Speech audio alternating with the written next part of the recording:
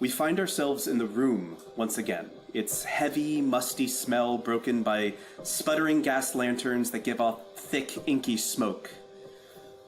Our narrator pauses from writing his report, rubbing his forehead with a weariness that has settled deep into his bones. He lets out a quiet sigh, pushing himself away from the desk. The dim light of the gas lantern on the desk catches the figure's silhouette and throws long shadows across the room.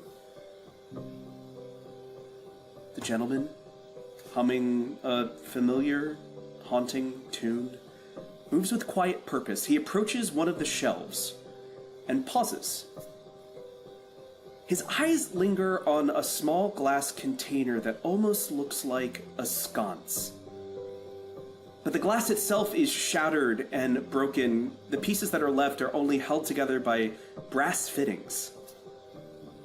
Inside, there are faint traces of what was once a luminous residue that just cling to the glass, and he looks at it as if trying to stir up memories from a long nap. Carefully plucking the broken container from its place, he holds it for a moment. His expression is unreadable as he gets lost in thought before he sets it gently back down on the shelf. He then turns, his movements deliberate, and makes his way to the center of the room where that large mahogany desk awaits. He settles into the high-back chair, his hands steady as he returns to the journal in front of him, ink now drying. He flips back to the beginning of the report, and his fingers trace along the title of the entry. Report 90205, The Spark of Catastrophe. Epigraph. Though these are my words below, I am not the story. Dr. Alistair Carcosa.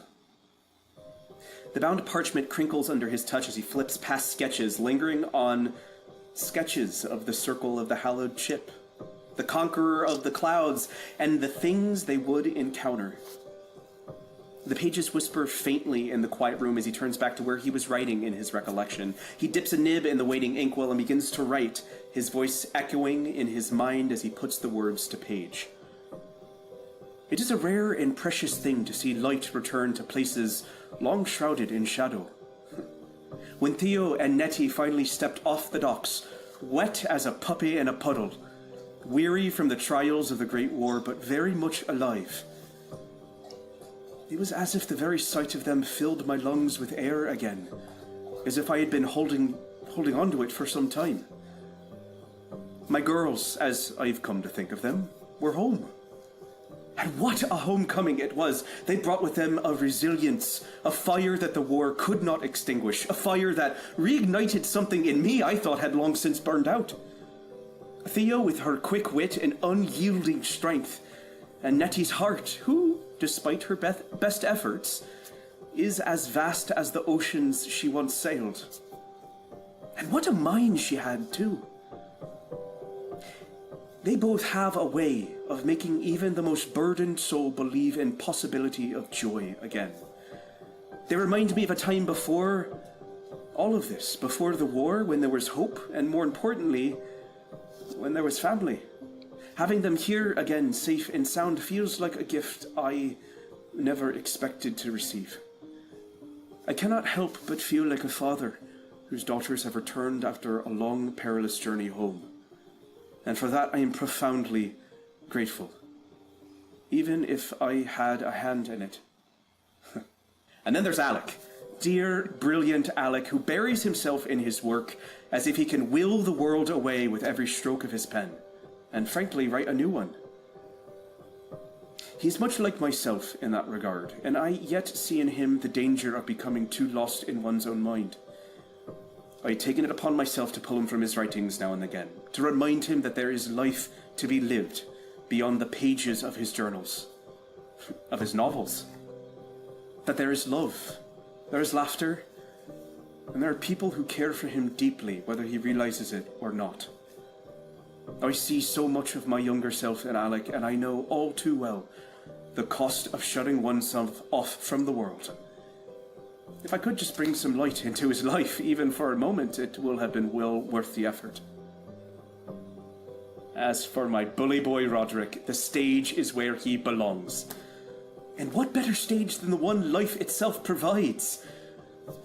The opportunity to give him a chance to shine, to show the world what he is capable of, is not something I take lightly.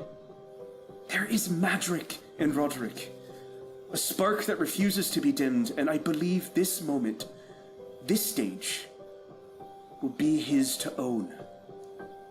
The world is a dark place, but Roderick carries with him a light that can brighten even the most dismal of days. I'm eager to see him take that spotlight, and to truly transform himself into something magnificent. In the midst of all that is to come, of all the uncertainties and the shadows that linger on the horizon, it is these moments that I cling to. The return of Theo and Nettie, the quiet care for Alec, and that belief in Roderick's star. They are the reasons I continued, the reasons I still believe in the possibility of something good, something worth fighting for. In them, I found strength. And so I looked at them as we readied ourselves for the soiree in our familiar tavern, our wet whistle, laughing, musing, fighting, living. But I held these thoughts close, for they are my anchor in the storm that is surely on its way, especially as we take on this task in direct opposition to Candela. We're going to cut back down to the basement. Alec, you hear your friends fighting upstairs, UV yelling at Barty to get the potatoes ready. You know, that surely the food on this fucking soiree is not going to be as fucking good as the Hallowed Chip. By gods, she says. And you stand there, holding a spirit board, not larger than a journal, and feel that familiar tap on your shoulder.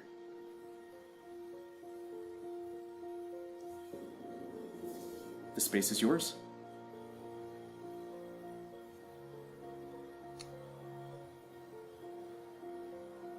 He looks over his shoulder to see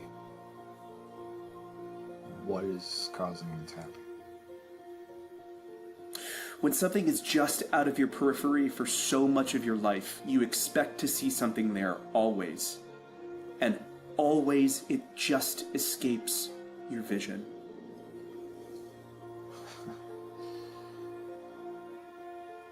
We're not done playing these games yet, are we? That's what he says. Hush, little baby. I've got you now.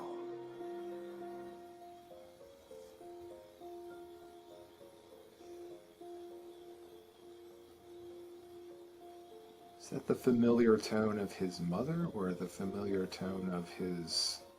Of her. Not Mom. Gotcha. Looks at the spirit board. He listens to the laughter and the love and the things that are taking place upstairs. He just kind of grins as he tucks away the spirit board in the journal. But your time is limited. Enjoy it while you can. He makes his way upstairs to join the rest of the... And as you start to make your way upstairs, you see a familiar timey-wimey soup spoon with a very clear label as you walk up the stairs. Not anything that held power, but holds memory. We're going to cut upstairs as you all begin to prepare for the Skyward Soirée. UV is stamping around the tavern, putting fresh sawdust down, just muttering to herself about how, why would you guys get on this stupid airship? Because, she could feed you here. You don't need to go off on adventures. There's an edge in her voice when she speaks about you leaving her again that seems to be tied to other memory. Barty, as commanded, is bringing potatoes out into the space of all varieties. There is fish, but that's to be avoided. Carcosa is sitting in his familiar booth, just watching you all. He is in full tails. He is ready to go. You do not leave for another hour. Bow tie, cummerbund, long jacket that comes down. A different cane than he had before. This one appears to be of a higher make. It's a little fancier. There's a little more filigree to it. And you see him laying out some tools in front of him, things he always kept on his person, like the little thimble. You'll see a very similar bleed detector that he has. Just little objects as he kind of looks like somebody who's preparing for war. What are you all doing?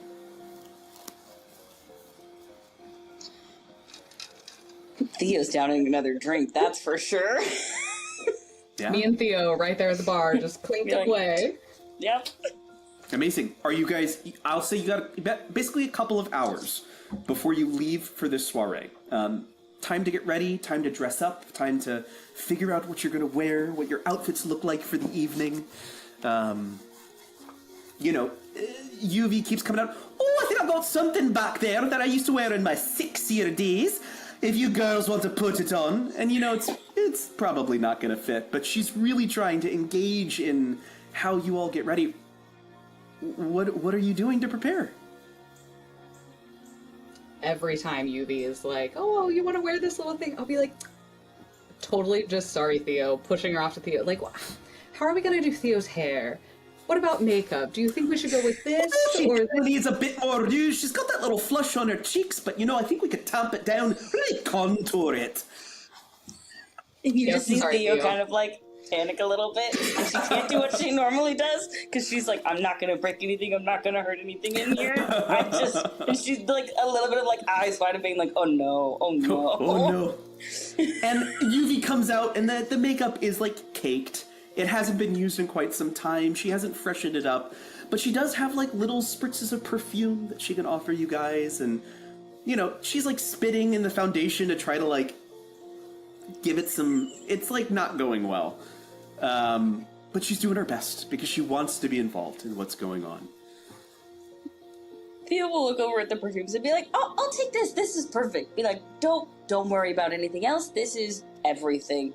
And then it'll be all right. I think it'd be quite lovely if you were a little bit of a fascinator. I don't know if that's in nowadays, but, a nice strong soldier should have something to show for herself. You wearing any medals? oh yes, we have tons of medals for Theo. Oh, okay. I will wear 3. Okay. You get 3. Okay, we've got 3 medals on. So clearly identifying yourself as a soldier, are you wearing a gown that is more uniform or a gown that's more suited for the event?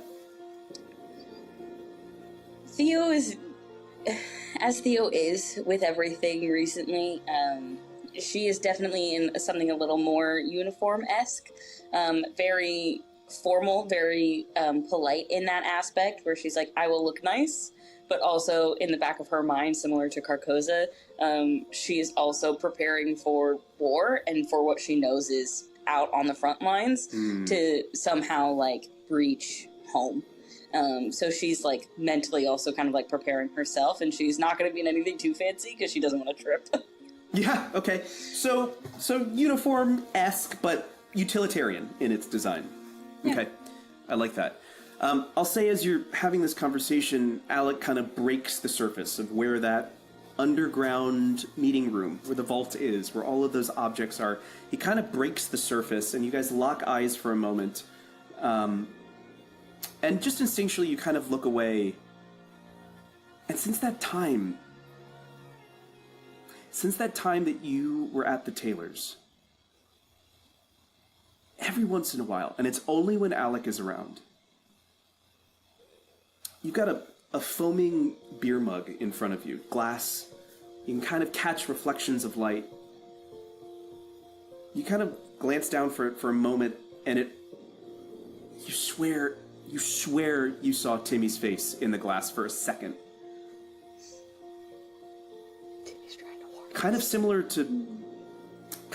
to what you saw in the mirrors. Roderick, how would you interrupt this getting lost in her mind. Oh, well, I don't think that Roderick would be down with everybody to start with. He has Where's a Roderick? lot of... He would be up in a room, preparing himself with his magician's costume, making sure he's got all his tricks and things up his sleeves. And, Amazing. So you're back at the Parkside Palisade. I mean, Well, I did go back there, so yes, I would be back at the... I think I would be back at the Palisade, getting all of my performance things together. Yeah. Okay. That makes sense. Let me ask you this question. When you guys are arriving to the soiree, are we arriving together, or are we arriving separately? I vote separate, I think. Separately, I think. Okay. Myself with Sergeant Steve. Amazing. Steve is going to meet you at the Wet Whistle? Yeah. Okay. Let me ask you this question, because I think this would afford us some timing. Nettie, you were leaving with Carcosa, correct? And we're going to get back to roleplay here in a second. I'm just mapping out what we're going to do here in a second. You're arriving with Carcosa. Roderick, who are you arriving with, if anybody at all? He's going by himself. Okay, going by yourself. We are arriving with Sergeant Steve. I will give you this. Little, if you choose to accept it. Alec, because you are entering as a journalist, and you are entering as a person who is recording the evening, you have the ability to enter the Conqueror of the Clouds first. Ahead of when the guests arrive, Let's see. ahead of when everybody else shows up, Heck yeah. to get a private tour. Okay. I will definitely take that opportunity to do that. Okay. We're going to go back to role-playing as we start to sort of set the scene for how people are getting ready. So, Roderick, you're getting ready in the Parkside Palisade. Anything special that you do before you enter an assignment? I would say just, practicing his magician voice, looking at himself in the mirror, making sure everything is, it's a different person that he is playing when he is doing his performance, so he has to really get himself into the role, instead of being his normal, rowdy, free-spirited self. He has to take the time to make sure he's looking prim and proper and practicing his voice and, just getting into the role. He wants to, when he shows up, he is going to be that person. He's no longer going to be the Roderick that everyone knows. But could you give us a red leather, yellow leather in his voice as he's practicing in the mirror? Just a little tongue twister as you start to I warm made up. me do a tongue twister. Yes. He would be, Sally sells seashells by the seashore. Red leather, yellow leather, red leather. I can't even do it myself. There you go. Bravo. What is your signature trick that you were preparing for the evening? Oh. I don't know, I'm still working on it. I have my journal up right now, coming up with my performances, so... I love that. We'll figure that out. Okay, we're going to come back to you. Nettie, Theo, Alec, you are in the tavern. Roderick is off getting ready, as he does. Any conversations or anything you would like to do before we head off to the soiree for the evening? And I would like to hear, we've got the utilitarian, we have the magician in all of his finest draperies. Nettie, Alec, what are we wearing for the evening? Okay. I think at this point, Alec would have kind of what you see in front of you. He's kind of cleaned up his face the best he can. He has a fine pair of glasses that he is for special occasions. Has just a very dark black shirt that is custom fit. And then he wears a little, kind of like a paisley kind of design, gold embroidered, kind of just a subtle pop. He doesn't want to be flashy, but he wants just a little subtleness. I think he will definitely have a fedora hat in which he'll brandish, and he may or may not have things tucked away inside. We're not sure yet. Okay. I can definitely say that he kind of sits off to the side. He would kind of watch over everything going on as if he's kind of taking in everything at the bar with Theo and with Nettie and with Yuvi. And he's definitely drinking some bourbon to kind of quiet some things that's going on, to get himself more into a role and more comfortable, a little bit more social. So he's got a certain limit in which he kind of gets to a point in which he subtly transforms himself to that kind of shy, awkward, tensive person, I guess, into more of a social light, if you will. Okay. Have you been taught how to behave in higher echelons of society? I would say that yes, his mother would have groomed him on etiquette and taught him how to blend in and entertain, and be part of kind of nobility and social atmospheres. Would you have gone to cotillions and etiquette classes and dance classes and things like that? I would say that probably at a young age he would have, but because of certain things, the struggle to pay for all those things, that they probably would have slowly kind of been weaned away, if you will. So the older he got, less and less of those were available due to financial standings and such. And I think the education would have been the last thing that was pretty much the big push, if you will. I will go ahead and give you this one. Somebody paid for your education. Education was never off the table for you. Ever. Okay. Are you sharing a booth with Carcosa? Or are you sitting off to the side? He would share the booth with Carcosa, but Carcosa is background noise. He's more focused on getting his... He's not rude per se, but he's more focused on getting his proper level of courage. Sure. It's a gentle way to put it. Yeah, getting his mind right. I think Carcosa knows this about you. I think this is something where if he sees your glass empty, he's going to fill it. Right? You're sitting in silence with each other. He's prepping his work, you're prepping yours. In your ways. Just two people who've been doing this together for a long time. Though you've never been in the field with Carcosa before. This is what's new about it. This is what's new about it for all of you. Is that Alistair Carcosa is participating in this assignment. A lightkeeper is typically one who is retired. A lightkeeper is one who offers guidance and structure. They are not in the field anymore. Time will tell to see if this is a good decision on his part or a bad one. Nettie, you're sitting at the bar with Theo. Yuvi attempting in every way to just cover you guys in everything she owns. Oh, I got a steady of pearls out back. Let me go see if I can get... And she toddles off to the bar. What are you wearing this evening? If you're ready. I will probably have some, not flashy, but definitely clothes that are for,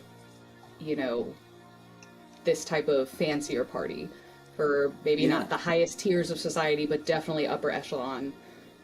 This is probably something I've attended several kind of get-togethers before with Dr. Carcosa. You bumped elbows. Or for the university, they hold galas and stuff to fundraise. 100%. Yep. So big, nice, fancy, flashy hat. Her amulet, of course, will be on. Of course. Lady Grace's amulet. And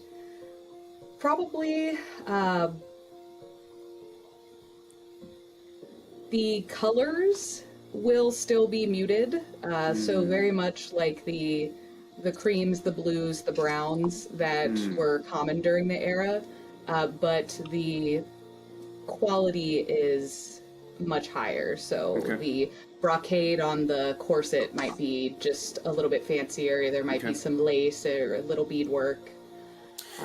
Let me ask you this question. Is Nettie comfortable in clothes like this?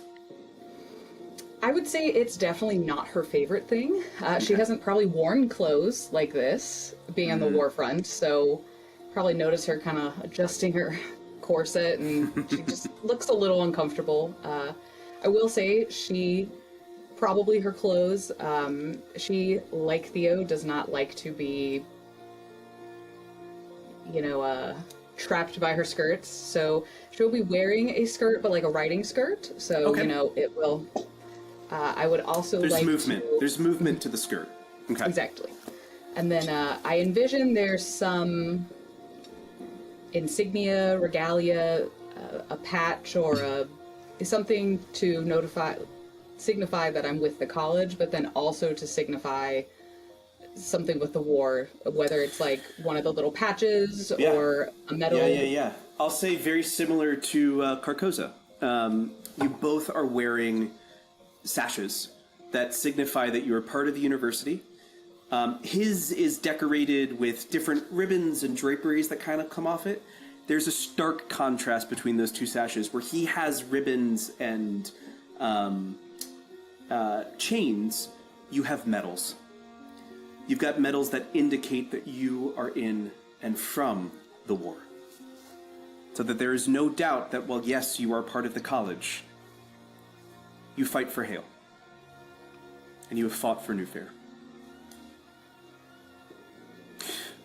Kind of as Yubi has left the room, Carcosa's going to take a moment. And he goes, now, I've arranged for Roderick to be picked up at the Parkside Palisade. He's going to make his own entrance the way that he does. Our little star. Now, the question falls, would you all prefer to be picked up here together from the same location, or would you like to be picked up elsewhere? Do you want anybody to know that we're together?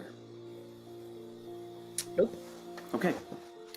So you're all going to be... the people I obviously have to that know. you are... So here are our current riding arrangements. Sergeant Steve shall be joining you, Theo, at City Hall. Of course. He'll meet you on the steps. There's a carriage that will be waiting for you in about an hour or so. Nettie, we will be picked up here. Alec? Let's send you to the library. That's a good shot of you coming out of there. Now, Alec, you will get in a bit early. About an hour or so before the rest of the guests arrive. I have arranged for you to meet up with the bosun of the ship. His name is Tom. He's a fine man. Tom reached out to me directly. He's the one who kind of gave me wind of what is happening. He himself does not know what is happening aboard this ship in its entirety, as most of it is being revealed this evening. So he's been waiting for you.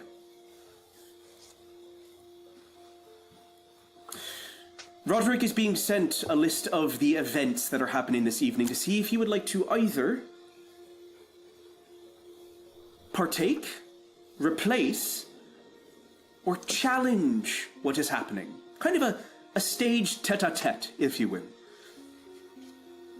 And we're actually going to cut over to the Parkside Palisade as you hear a little rap at your door, Roderick. Master Periwinkle, it's Anna here from downstairs. I heard you trilling a second ago. Are you warming up? I can come back later. No, of course, darling. Come on in. What can I do for you today? Oh, this note was left for you. Somebody at the soiree that you're attending this evening? I can't wait to hear all about it. I mean, God, a gala in an airship? That's That's unheard of. Anyway, here's the list that they stopped over. They said that you could let them know when you arrived. They said find Arcanus specifically, as he's gonna help set you up. Magician to magician, they said. Well, I don't like that.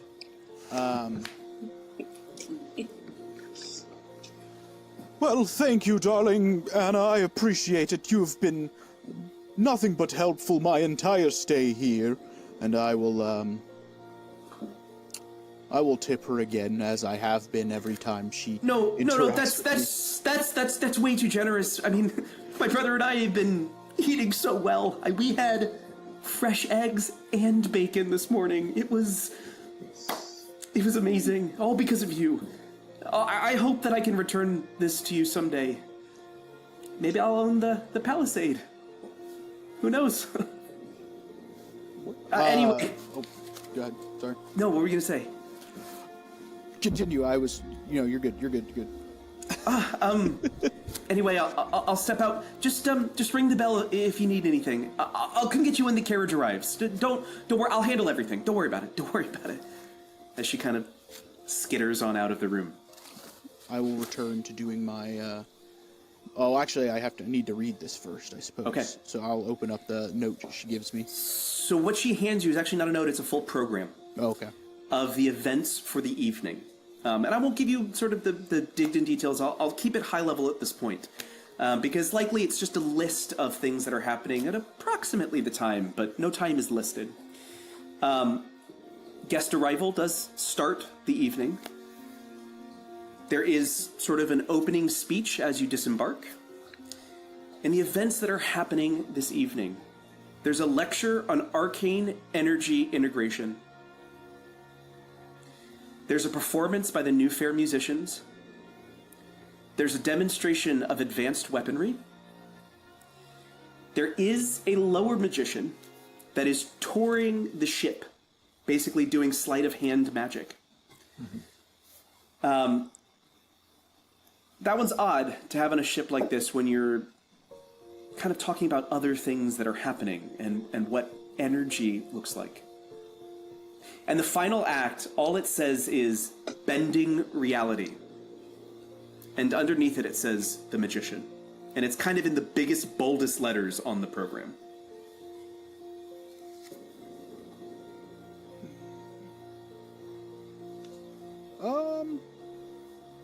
I would like to try and think back to see if I know of any smaller sleight of hand focused magicians that might be would be a local and somebody that I might know of, to see if I might know who this other performer is. Yeah, go ahead and give me a focus roll, because you're trying to remember something about this. Like, why would you have this happening? Okay. I got a 5. Okay, mixed success. This is a low stakes roll, so there's no consequence to this other than, do I get the information or do I not get the information? Okay. It's less about, what is that squeaking? There's a puppy at my feet. Love it. There's a mouse in the Parkside Palisade. It's so stupid. That's why I can't focus. I keep hearing that That's why I mouse. can't focus. It's a goddamn mouse on the wall. Okay. It's less about who this magician is. What you actually remember is that you used to do this at the galas. Like, you think back to previous assignments that you've done where you have posed as basically lower level of entertainment to get closer to the guests and to overhear information. So whoever this magician is that is doing all the sleight of hand stuff,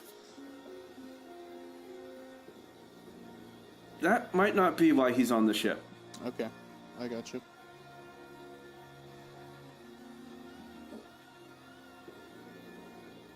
Well, I don't think I have anything else that I would do with that knowledge. I think from there I would just I pocket the program, since obviously I'm going to need that, and continue with my preparations and get ready to leave. Amazing. Amazing.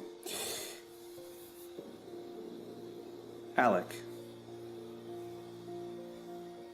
Carcosa looks at you, goes, pulls out a watch and goes, all right, boy. I think it's time you better be going. To the library? To the library. He says, very reformed and comfortable. He takes one last slug of his drink that he has and confidently strolls out the front door and makes his way to the library. Ding-a-ling-a-ling! As that familiar bell as he leaves the wet whistle. We're going to cut to the library itself. You wait on the steps. A fog is starting to roll in. It's a bit heavier than what you would normally anticipate, and it's kind of where the library is situated in the town. It's on one of the higher levels. What you see is actually, you can kind of see out towards the sea itself, and it almost looks like that there are, in fact, storm clouds rolling in. Darker, thundering clouds, but it seems so far off that it doesn't feel like an immediate problem. A carriage pulls up. Closed cab.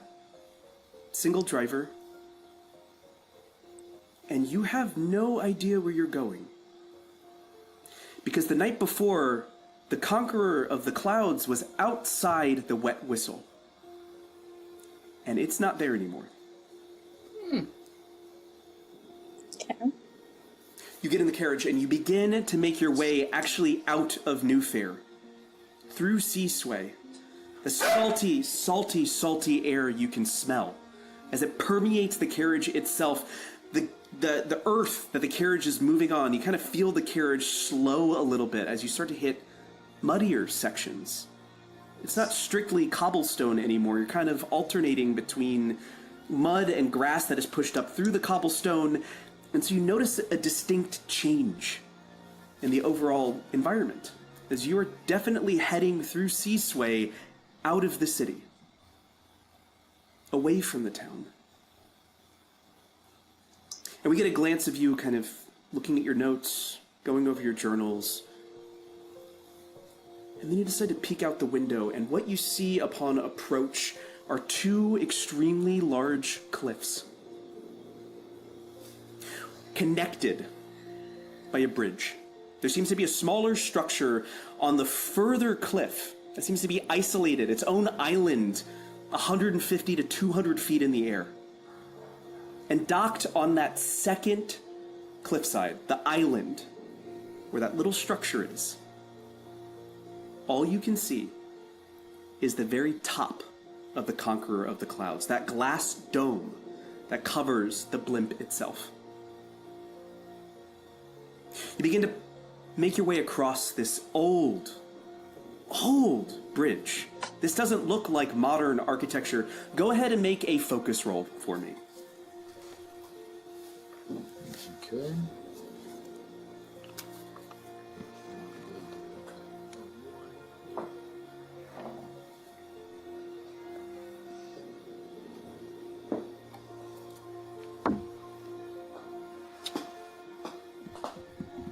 One.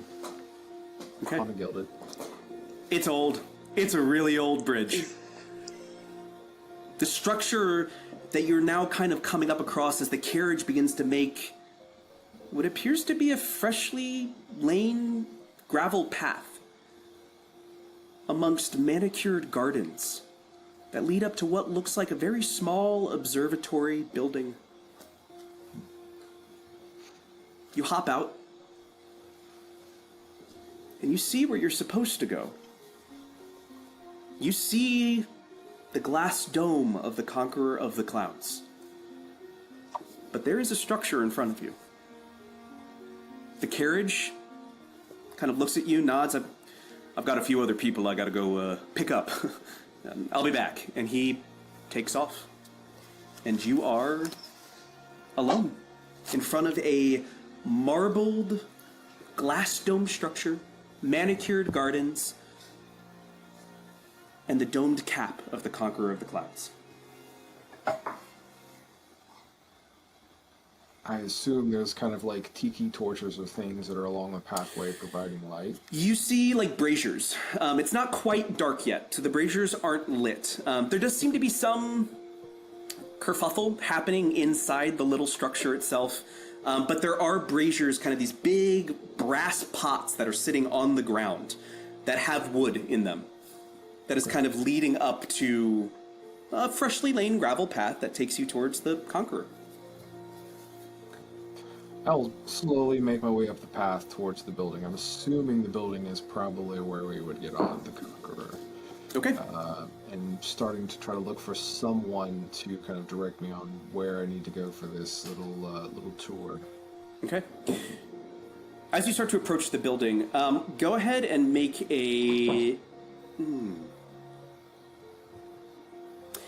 Are you sizing up this building? Are you looking for somebody specifically? What exactly are you doing as you start to approach this? So I feel like I'm more intrigued by the structure of the building, being that I would probably include it in another work of fiction that I would be writing. Okay. Go ahead and make a... Give me a survey. Anything intuition, actually. Survey, focus, or sense. And I want you to justify what skill, what action you're taking.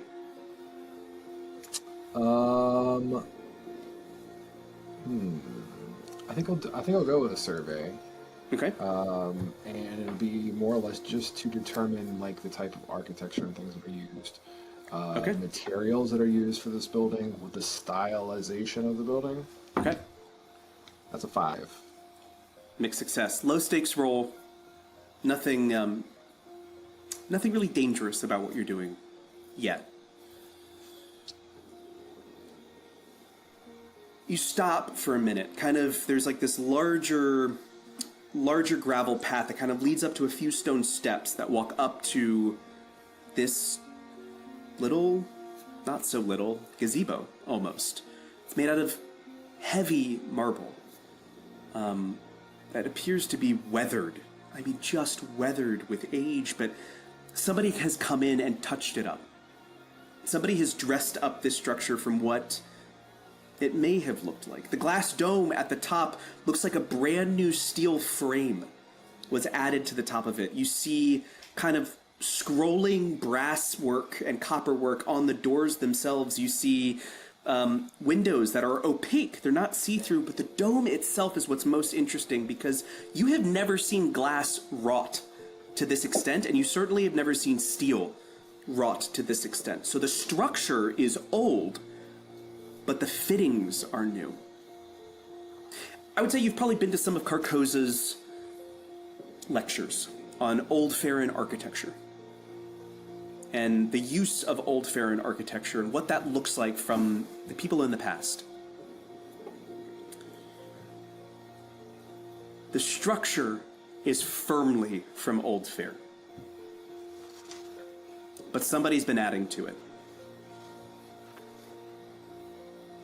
Excuse me, sir. Can I help you? You seem to be here a little early. Perhaps I'm a little lost. I'm actually looking for the entry point into the tour that I'm supposed to be taking for tonight's soirée. So walking up to you is a woman in her mid-30s or so, close-cropped hair, kind of periphery cap that she's wearing on top, full bully stick next to her, very clearly wearing her badge on her chest. Ah, are you the journalist for this evening? Yes, ma'am. That is me, Alexander Fairchild, at your service. Yes, Alexander Fairchild, of course. My name is Sergeant Evelyn Ross. I'll be handling security details for this evening. Come with me. I believe Bosun Tom is waiting for you at the ship. This site is off limits. It's where they're preparing for everything. Is that clear? Well, yes, ma'am. Okay. So as she starts to walk you towards the ship, she basically is rattling down things that you are allowed and are not allowed to do. So you'll be giving a sneak peek behind the workings of this ship. You will not be allowed there unattended. You will not be allowed there to just peruse at your will. You will be guided, and you will be shown things very specifically. Outside of your visit to the gondola, and she kind of gestures to the ship, but kind of gestures down below the cliffside because you can't see the full length of the blimp. Right. It's like you're walking into the top of the blimp itself. Outside of that, you'll be relegated to the top 2 floors, where you shall find the dance room, the ballroom, and the living quarters. Okay, we will be wandering in on the first floor where you'll see your ticket booth. You brought your ticket with you, correct? But of course, I will flash the ticket. Okay, you give that to somebody inside. I do not handle tickets. Now, please drink at your leisure. Food is, of course, on the triumvirate this evening. They are funding the entire event. Do not worry about imbibing. If you do imbibe too much, you shall be sent to the brig. Are we clear and understood on that? Crystal. Lovely. Come, meet Bosun Tom. And she starts to lead you up a ramp. Now, as you start to approach the blimp, I'm going to pull up that picture for you guys to see once again. Give me 1 second as I start to do it. As I have the picture ready to go. All right. What you see as you start to approach the blimp is just the top portion. Just this glass dome with what appears to be about a 12-foot platform underneath it. You cannot see the entire blimp. If you look at the lower left-hand side of Carcosa's sketch, you can see a cliffside on the right and how you'd enter on the left. Does that make sense? Okay. I'm going to remove this from the screen. A man starts walking down the top of the ramp towards you. Hello there. I'm Bosun Tom. Dr. Carcosa said that you'd be visiting here today as the journalist. Is that correct? That's correct. Alexander Fairchild at your service. Nice to meet you, Tom. Bosun Tom. And he's wearing kind of a floppy beret that he's got on top. Very close-cut beard. It appears that his hair is very well kept underneath. He has a very simple sort of sailor's white shirt on. He is wearing kind of the sailor's little bow that they wear. I don't know, ascot? I don't know what to call it. He's wearing close-cropped sleeves. He is wearing full slacks. He looks like he's in between full formal dress and utility dress. Right. So that kind of indicates that he is actively working on this ship. He's not there as a guest. He knows this. Thank you, Sergeant Ross. I'm going to go ahead and take our lovely journalist in here for the evening. Let's give you a quick tour. How's that sound? Fantastic. All right. I'm not going to spoil too many surprises, but come on in. Lead the way. We're going to cut back. We're going to pause your story there for just a moment and leave you on edge. The rest of your carriages are called.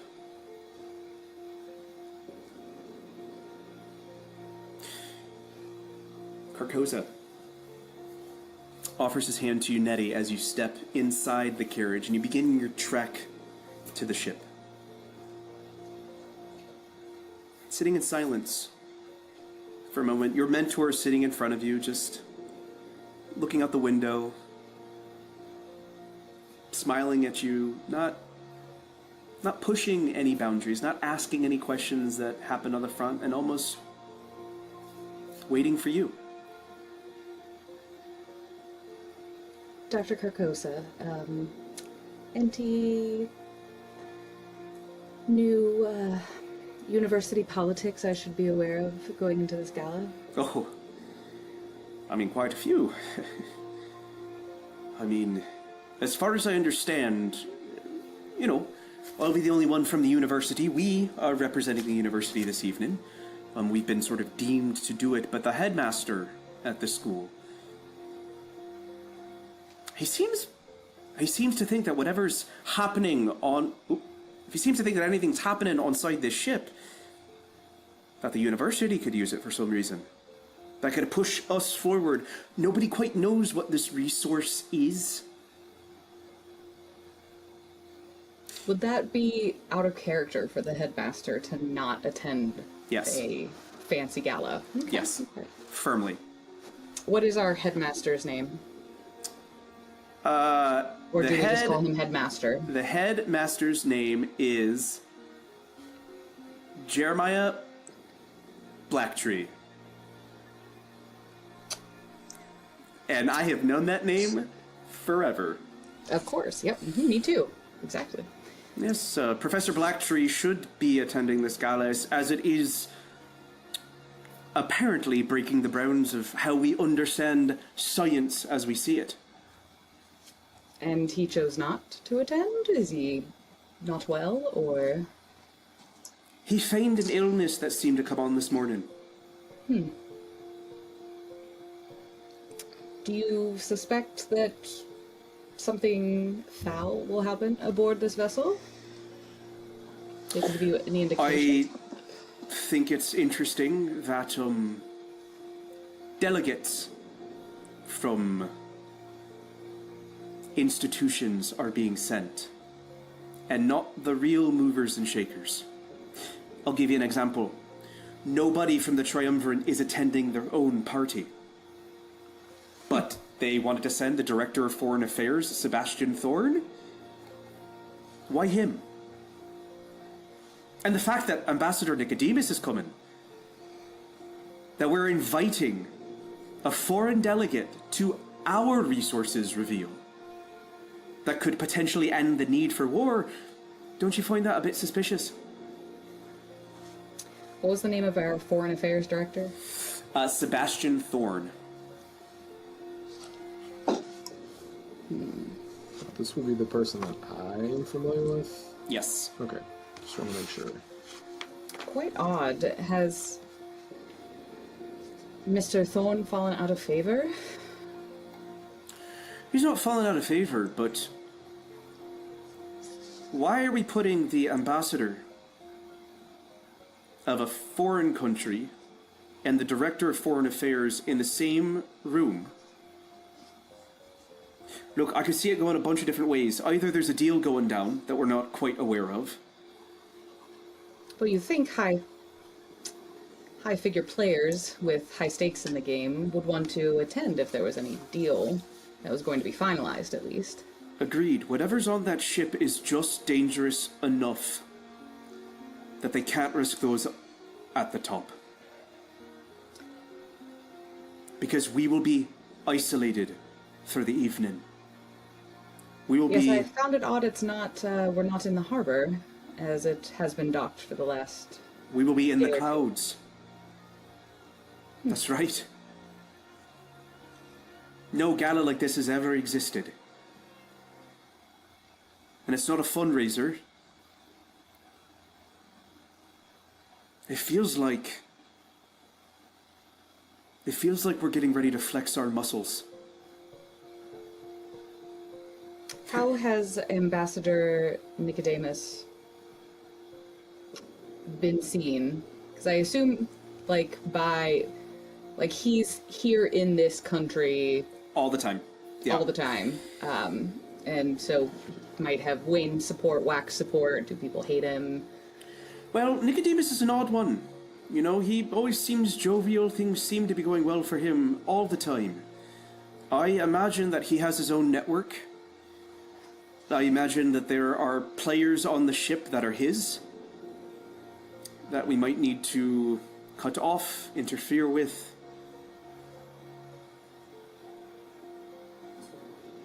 But again, the invite went out to all of the leaders, including that of Otherware, and he sends his ambassador. Something doesn't feel right. And that's why I don't think that there's a peace treaty being signed tonight on this ship once we reveal this resource. But whatever this resource is, it could be stolen. It could be paid for. It could be... We need to be wary. Has any of the research being conducted at the university? None.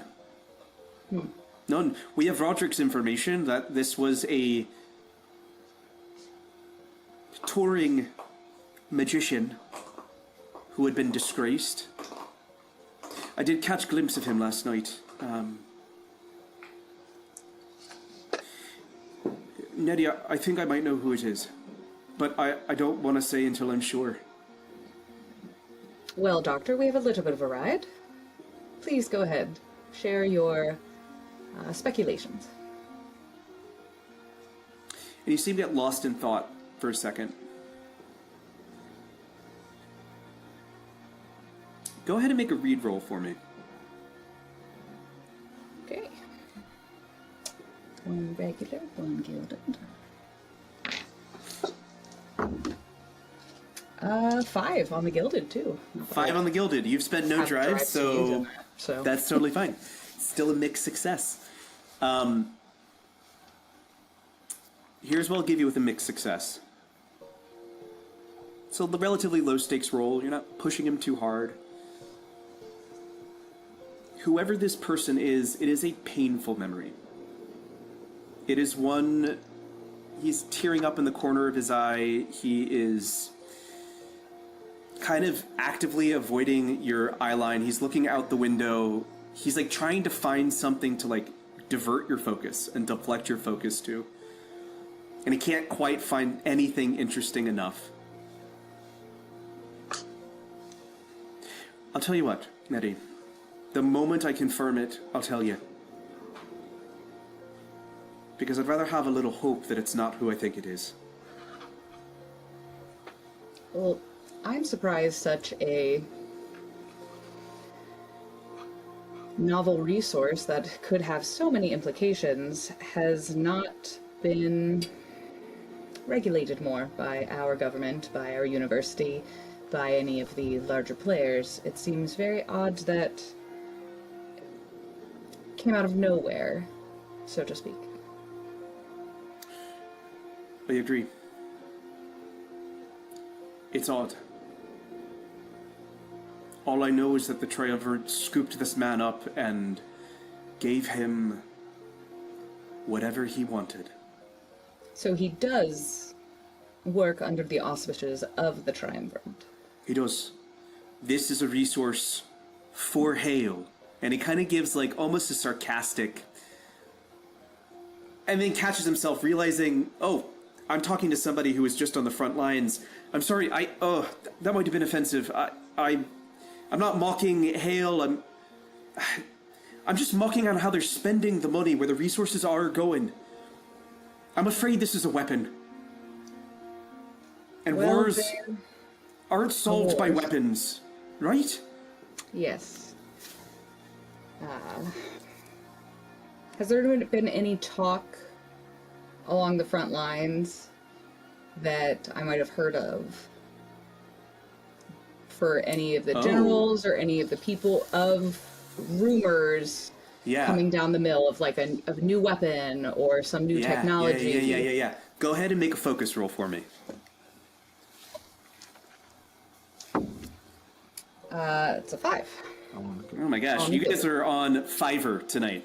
See, it's like fire, but 5. Never mind, stupid. I told you that I haven't dice, rolled right? yet. My luck is shit. That's true. Knock on wood. I haven't rolled anything yet. It's not jinx it Fiverr now. may be a copyrighted property, just saying.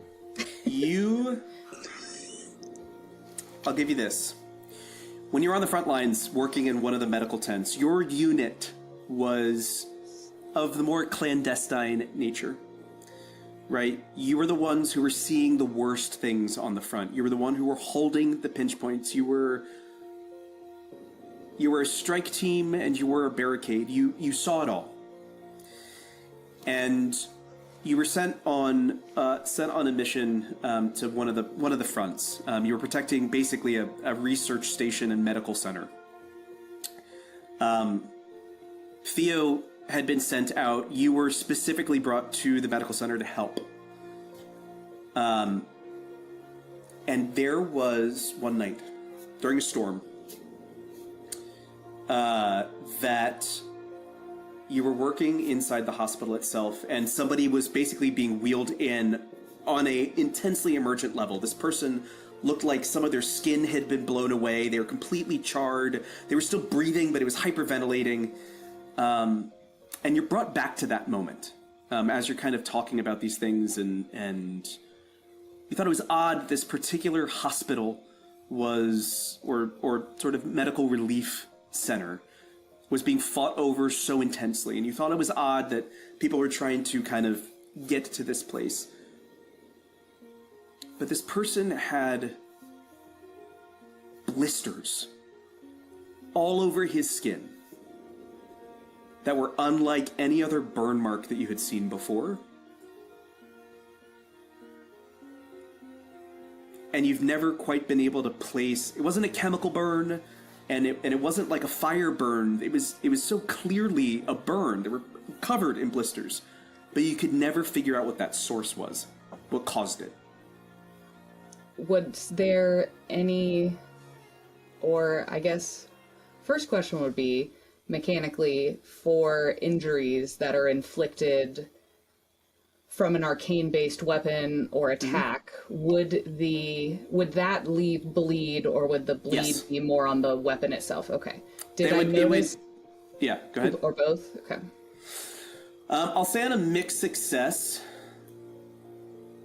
there was no bleed on this person. Okay. No bleed, but no chemical burn or anything I'd ever seen. Okay. And I'll give you this last little... All of the hair on this person's body was standing straight up. And I mean everywhere. We're talking on the head, like just hair on skin that hadn't been severely burned. It was all kind of frizzled and frazzled everywhere. I mean, that was the other really odd thing about it.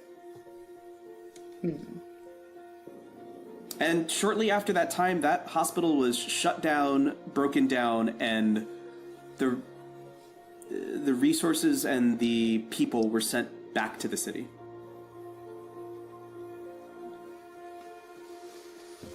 All right. Where to leave this conversation as you start to make that same approach to the dual cliffs, one island connected to a bridge.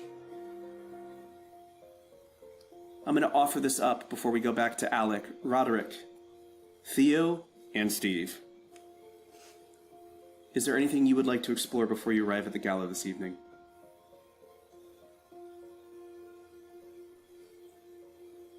On Theo's way to City Hall to meet up with Sergeant Steve, she would take a very short pit stop along the way. She would take one of the back roads that she's known ever since she was a kid, basically just to, like, walk by a few different doors. And as she walks by a certain one, she's just gonna, like, drop a little note and keep going, as though nothing happened. Love that. I love that. Before we continue, Roderick, is there anything you wanted to do or add? No, I don't have anything in particular. Okay. I love that. I love the little note drop. With the tools that you received from your vault in Candela, similar to the other objects, you do not need to decide if there are shared things, such as the needle, prior to using them.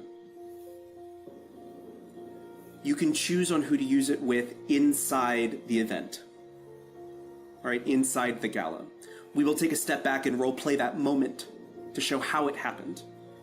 But that is the moment that those consequences will take effect. Cool. Okay. Alec, we're going to return to you. Let me pull up my little map of the Conqueror of the Clouds that you will never see. No, you don't actually get a map. This is just for me to make sure that I'm not missing anything. No! Sadness. We don't get a map I don't unless get the we tea. find one. Protest. That's true. Unless you find a map of the ship. Because that's what every ship carries, is a blueprint I would of like itself. to go to the gift shop. Theo will find it. Theo's got it. She's good. As you start to breach the top of the ramp, Bosun Tom goes, "Is this your first time on an airship?" Nope, that's not his accent. This your first time on an airship? Yes, it is one of this caliber, for sure. Oh, All right, well, let me make something clear. There are emergency exits here on the ship. They're all located by the, I think they're calling it an elevator. I'm not entirely sure how it works or, like, what it is, but it, like, elevates and de-elevates. It runs through the whole ship. There are emergency rooms that are basically situated with things that you would need. There is a guard stationed at each one of those posts to, you know, make sure that you're getting off the ship safely in the event something were to happen. But come on in. Come see this marvel. It's spectacular. And he kind of looks around for a second, despite what I think might be happening on the ship. And as you start to walk into the... Yeah, what were you saying?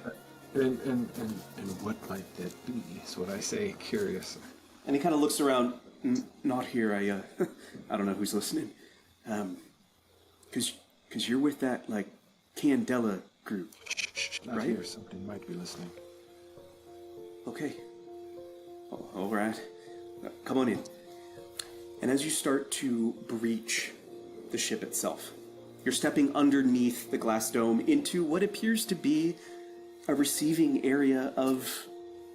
You've been on larger steamboats, you've been on larger ships. This kind of seems like that entry foyer. To your right, you see what appears to be like a coat check and a ticket check. You see a beautiful grand staircase that is just gold-wrapped, appearing to be gold-wrapped rails. Curved rails with large, thick balusters that are holding up just the most opulent view. It's almost offensive. You're in wartime. Why are you on a party boat? To your left, you see two rooms.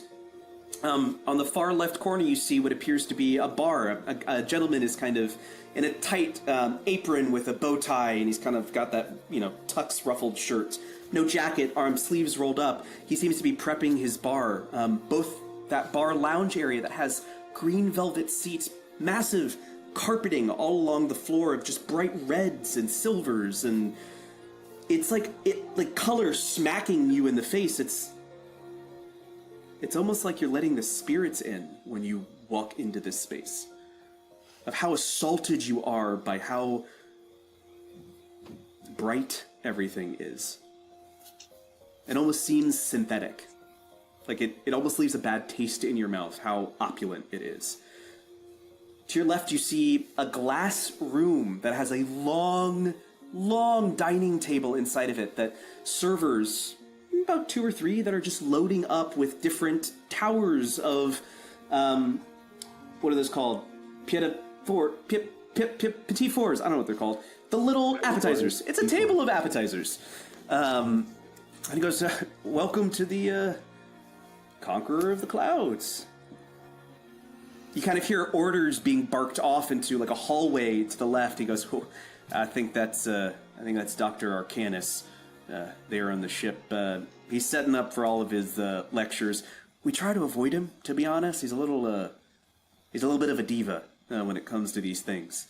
Magicians typically are. No, they are. That's what I hear. We'll hit those rooms last, but follow me.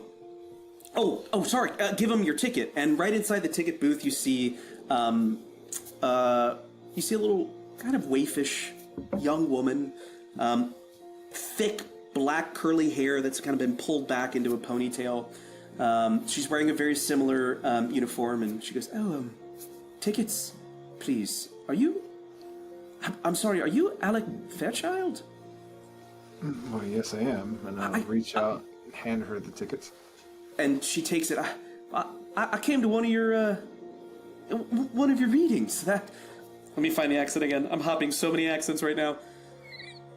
I actually came to one of your readings. You signed my book. I don't know if you remember me. And she has piercing green eyes. Like these eyes would be unforgettable. I'm Mary, by the way. Wait, well, I knew that. That's what I'll say. Oh, you remembered me. Oh, and who could forget such beautiful green eyes? Little tap on your shoulder. Yes. The tickets. Sorry, I got lost there for a second. Do you have a coat that you would like to check, or any personal objects? No, quite all right. All right. Well, you'll see me once this starts. You'll see me popping around. So if you need anything, just ask. Will do. I'll ask for Mary, correct? Isn't that right? Yes. And then You begin to make your way sort of further to the elevator. In the far right corner of this room, you do see what appears to be kind of a closet with like bars on them. And Tom goes, oh, that's the emergency room on this floor. Inside are parachutes, our flares, our things, in case, God forbid, the ship goes down. We had it christened and blessed by the ascendancy and everything, but they're a bunch of kooks, you know what I'm saying. Now, this elevator here, it does go up, it does go down. It can hold about 4 people or so, give or take. It is operated by a bellman, so be aware that if you don't see a bellman in here, I don't think you could ride it. You can give it a shot if you want to. But come on and see what's spectacular. And it's just As I follow him, I want to take in an observation of most of the materials inside of this there's a lot of glass in here, correct? Mm-hmm. What is the main structure as far as metal? Is it copper? Is it iron? Is it... Great question. As you start to sort of ascend the steps and you put your hand on the thick gold rail that is there, and you kind of look over your shoulder, the outside of the ship was a steel frame. Okay.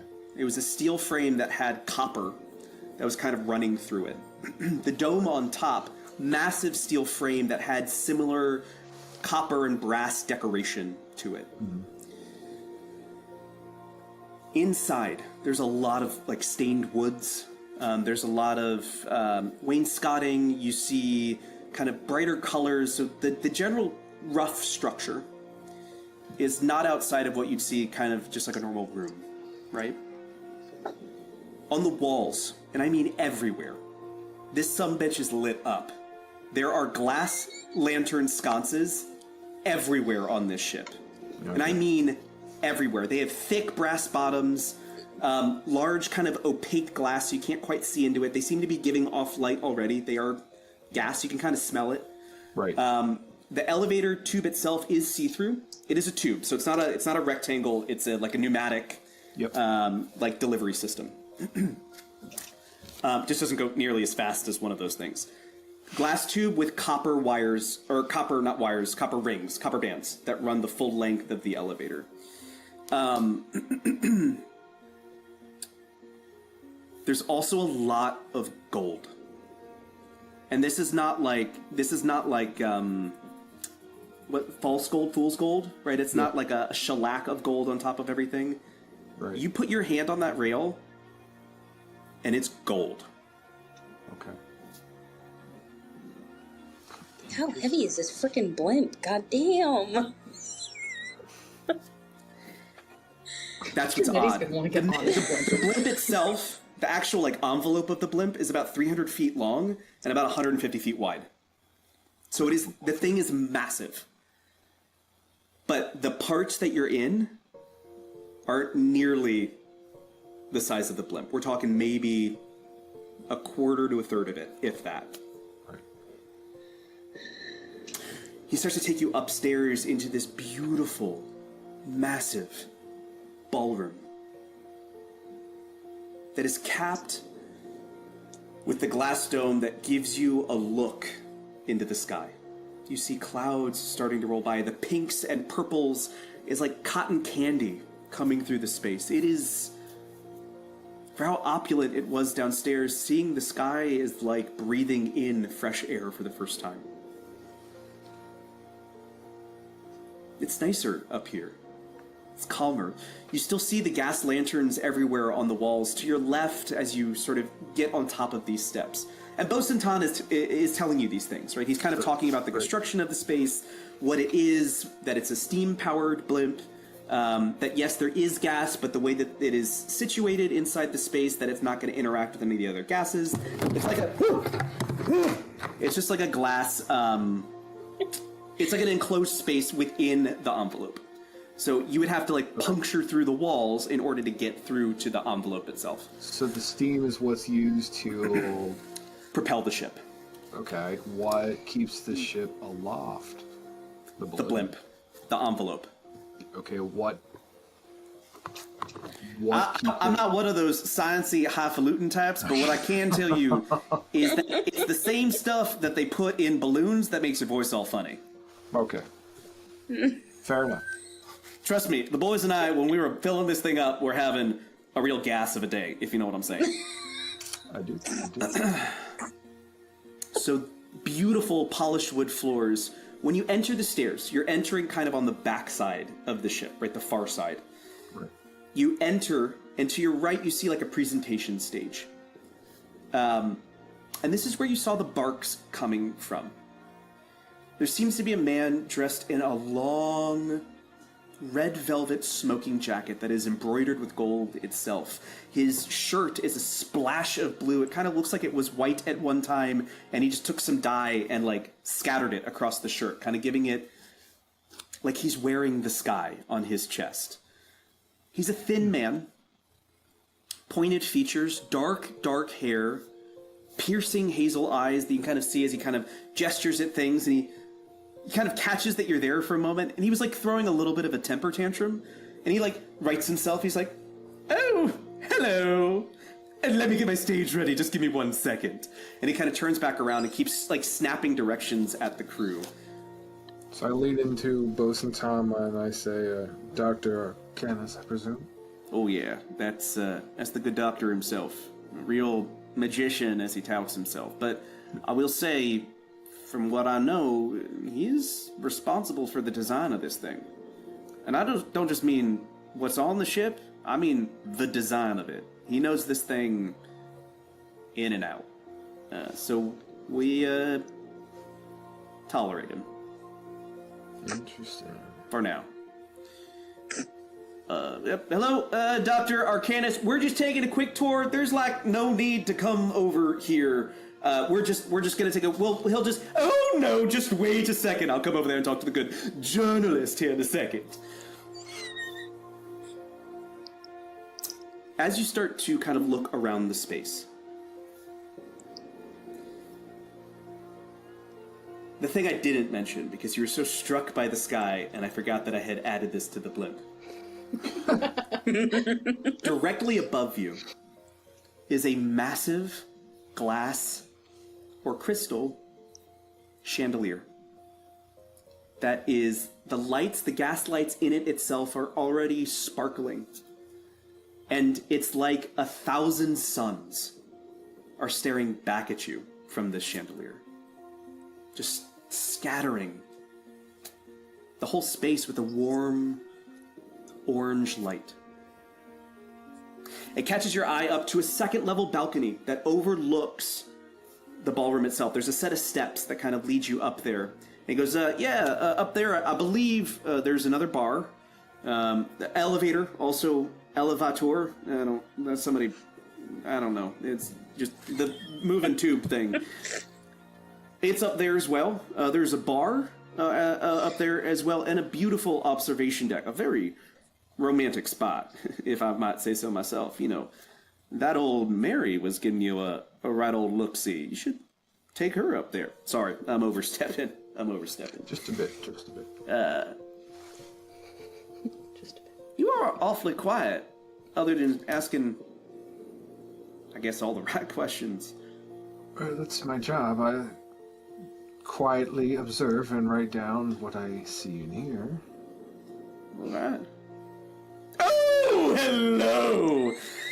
And this, like, thin slip of a man walks over and kind of interrupts this quiet moment. Hello. You can call me Dottori Victor Arcanus. Absolutely lovely to meet you. That's a pleasure to meet you as well. He extends his hand for just, like, the limpest little handshake. He's just, like, not even full on out. It's just kind of like, oh, hello. He'll take his hand. Okay. Go ahead and make a sense roll for me.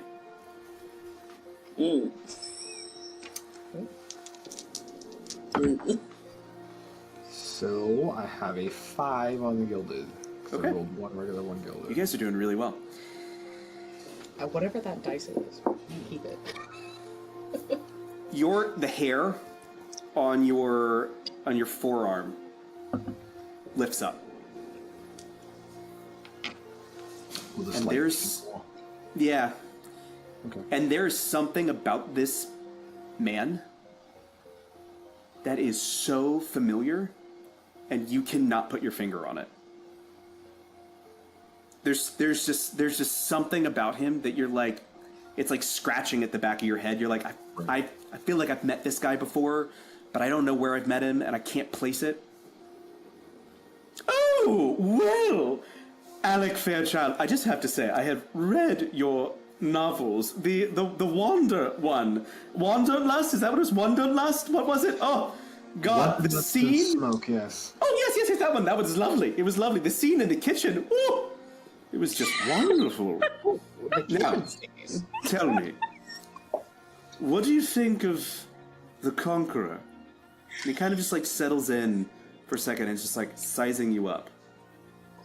Okay, so I think at this point I'm just gonna like stare off at the chandelier, looking at the ceiling, kind of like doing a slow 360 as if I'm taking everything in. And then once I kind of recenter or focus, I'll say, well, in my opinion, I think it's a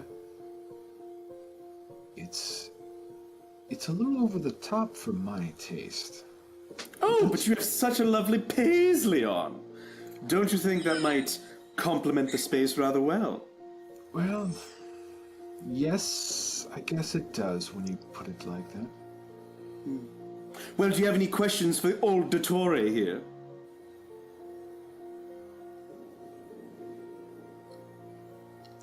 The bosun, Tom, says that you have designed this yourself. What was your inspiration behind this music? And you look around, Bosun Tom, no longer a part of this conversation. He is like walked so far away, and he's like standing on the steps, and he's just like, Yeah, I figured. "Don't just get the fuck out of there, man." It noped out so fast. What was my inspiration for the Conqueror of the Clouds? Well, I don't want to give away too much. You know, you'll discover things over the course of the evening. So I'm pulling out my journal and my pen, and I'll be taking notes on this as he's Okay. doing my journalist job. I had this thought, this wild thought, about why we weren't in the sky more. What separated us from gods, let's say? Gravity. Gravity is the answer. Okay. He doesn't fucking say that. He goes,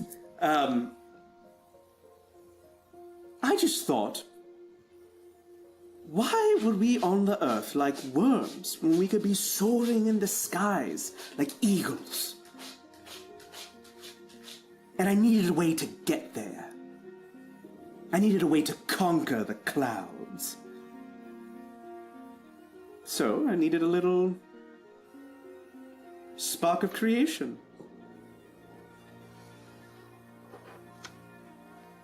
You could write that down as a quote. That's a really good line. A spark of inspiration. That's what he puts down. So, I want to make sure that you capture all the right things this evening. There will be a welcoming opening speech given by yours truly, and of course the captain, Captain Hargrave, lovely man, really knows how to handle this thing. Opening speeches. There are some lovely events that we've set up for the evening. I myself will be giving a speech on arcane integration, just in theory, never in practice. Arcane is foul and disgusting. Can't believe anybody would want to harness that thing. It's more Can about... I get a sense on that? Make a sense check on that? Yeah. How do you want to make a sense check on that? Walk me through what your intention is. I feel like once he starts putting like over-exaggerated emphasis on disgusting and foul, I guess I'm looking for like, is it more of a what's the term? Is it more of a ruse or kind of over the top gesture to throw you off the scent kind of vibe? Does that make sense? So I will give you either this is a focus roll and you're kind of trying to read intention. Okay. Like you're trying to analyze what he's doing and kind of take that process in. And that'll be like a lower stakes roll.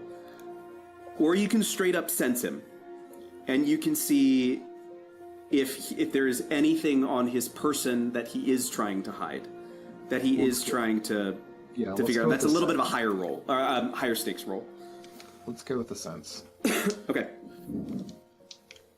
And I'll say anything on mixed success will get you the information you're looking for, but you'll take a bleed. Because you are opening yourself up to something else. I think I'm going to cash in my gilded die that I earned as well. Okay. On this. No. Oh, Wait a minute. dear. Wait a minute. Oh dear. There's things. Oh dear. This game has things. Hopefully lots of things. There is something that I probably can't do. I have a resistance. Do I want to burn it now on this? Yeah, I want to burn my resistance, which allows me to, re-roll any number? Re-roll everything except for the added die. So anything that you added, any drives that you added, the other rolls stay firm.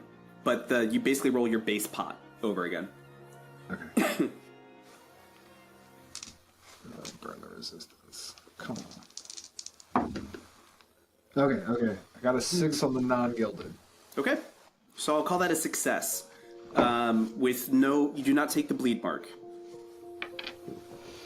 What does it look like when Alec intentionally reaches out? Oh, that's a great question, and I don't know the answer to. My character doesn't do that a lot. Let's see. I feel like when he does, he'll get a little more handsy than normal. Okay.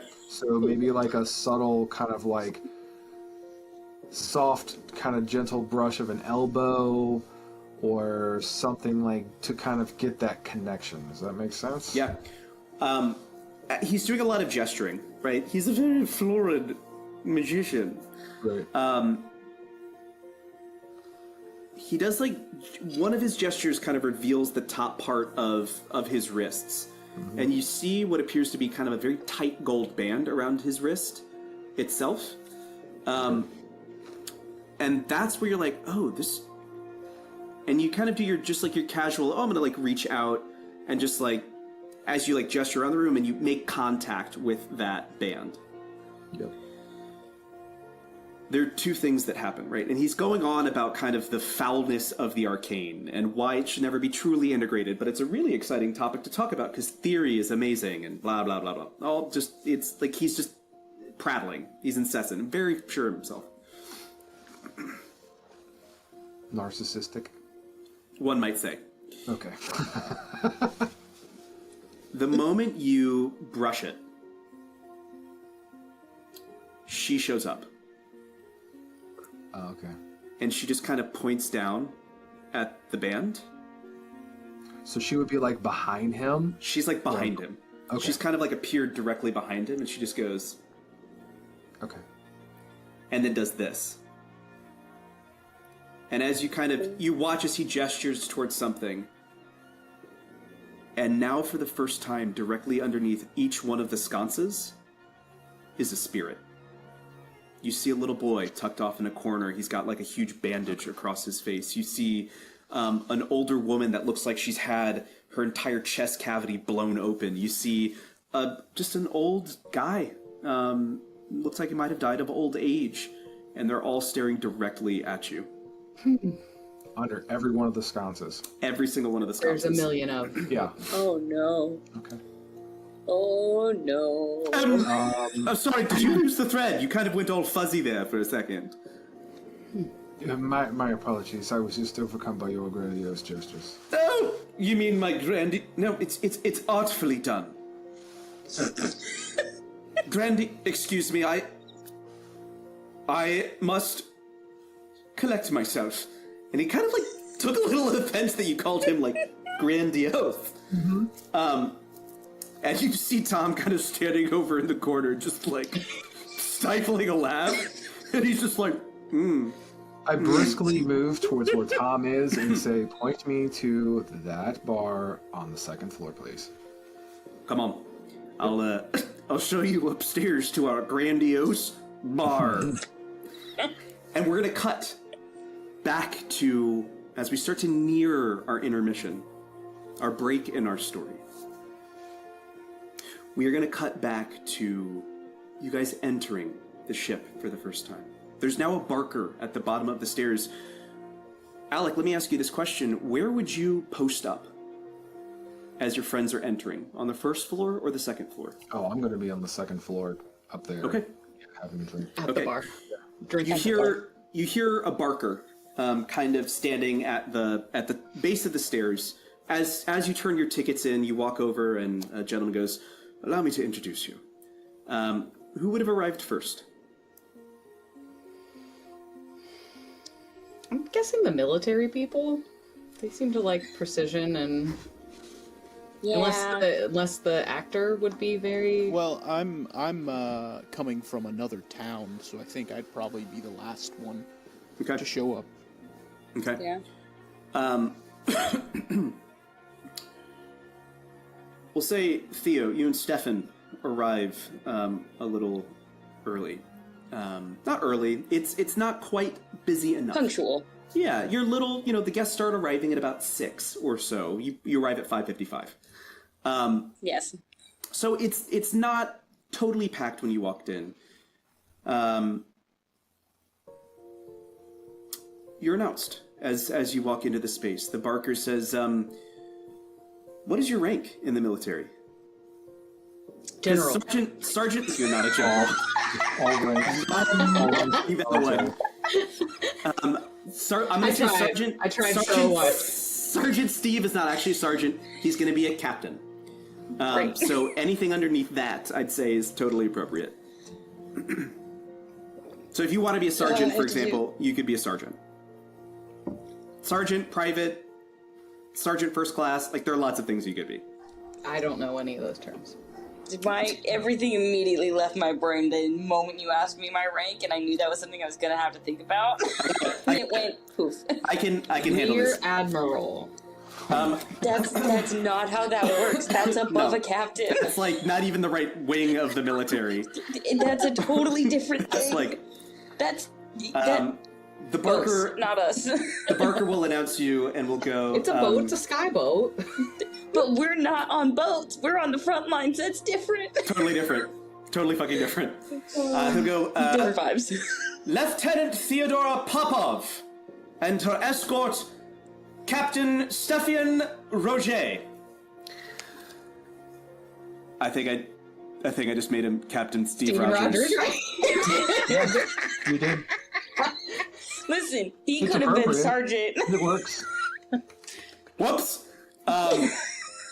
I was gonna say I was sad it wasn't Sergeant Steve anymore because then we have the alliteration. But I'm okay Yeah. with Captain. Stefan Roger. Yes. Stefan Roger. Roger. Sure. Roger. And he goes. That's how the House of Mouse owned creative. Hey, all publicity is good publicity. And you begin to make your way into this space. The warm glow of the gas lanterns cutting across. No Dr. Arcanus to be found. You find your fellow circle member up on the second floor. And you take in a beautiful space. Opulent. Yeah, these resources could have gone to the front lines. But beautiful space. And you've got people coming up to you. The few people that are here, they're coming up and they're thanking you and Stefan for your service. They are recognizing you. They are seeing you for the first time. There's a man who walks up to you, kind of slicked back hair, glasses, shock of white kind of down the middle and on the temples, upright. Kind of long handlebar mustache. Actually, his is a full goatee.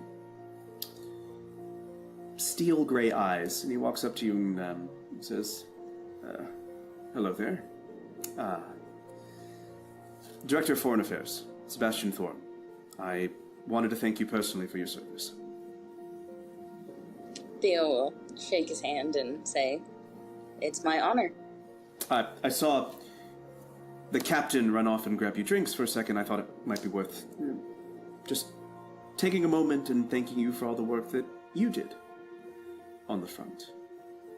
I've been fully briefed as to what you and the Unyielding Guardians were achieving over there, and needless to say, now that you're back, there might be room for you in the Triumvirate. I heard you make a great leader. Politics intrigue you. That they certainly do. I care for the people, and where I can serve them is where I shall go. For Hale, of course. Of course, always. Always for Hale. He gestures over at Alec, and he goes, "You see that they are recording us this evening." I did see that indeed. Go ahead and make a survey roll for me. Our luck with fives is about to end, y'all. I'm so sorry. We're gonna add a drive to that one. Oh god. Okay.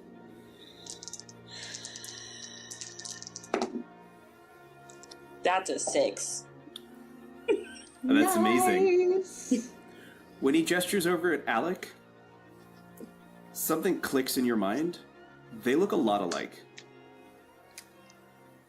They look a lot alike. No. Oh no, no, no, no, no. What have you been hiding from us?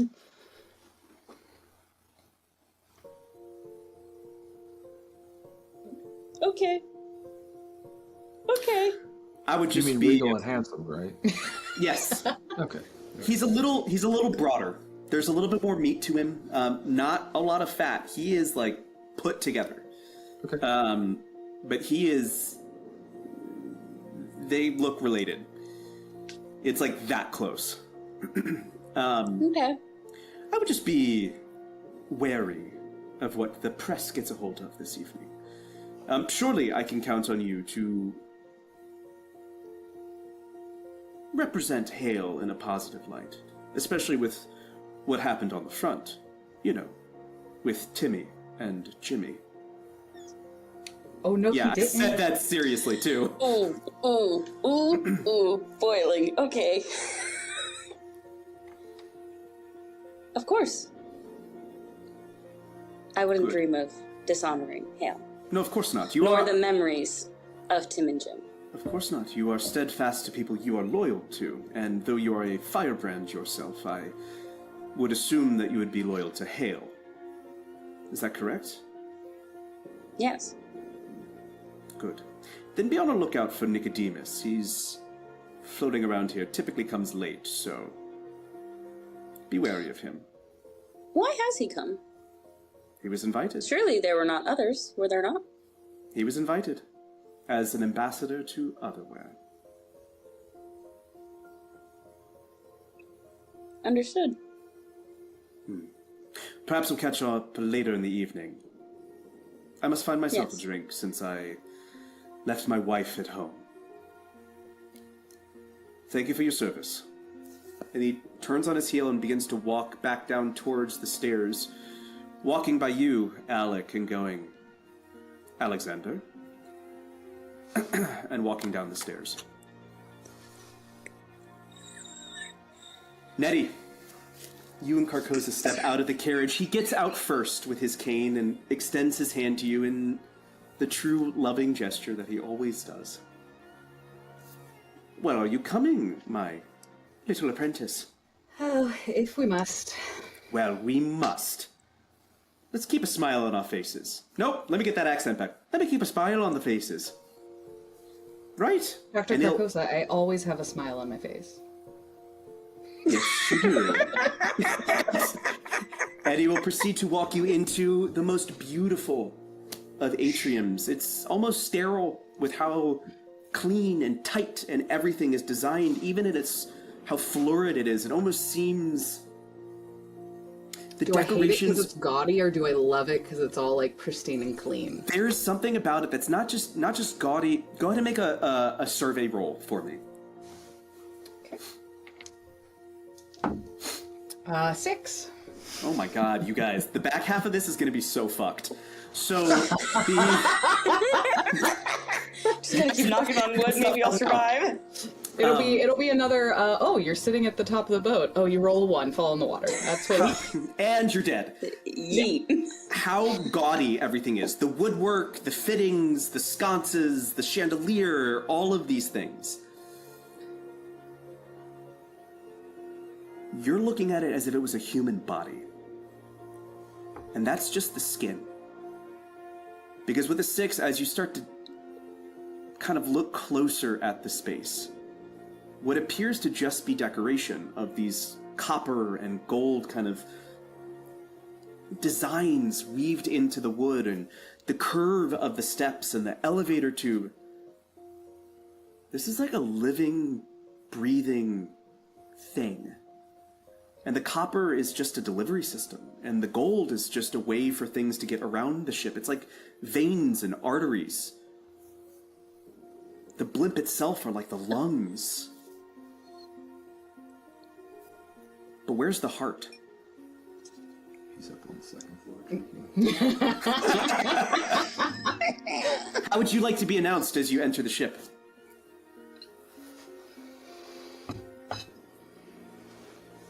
What more? Well, I guess we're representatives of the university. Mm-hmm. university, so we'll fall under that auspice, unless there's some title or rank or something of note. What is your what's your last name? Codwell. Codwell. Do you go by doctor or professor? That's a tough one, man. Doctor. Okay. Okay. The barker stands up and goes, Dr. Nettie Caldwell of the Unyielding Guardians, and representing the university this evening. And you actually hear some just very, like, soft applause, kind of petering throughout the entire space. Professor Alistair Carcosa, head of Old Farron Antiquities and Archaeology. Kind of louder applause, but applause that kind of scatters throughout the entire space.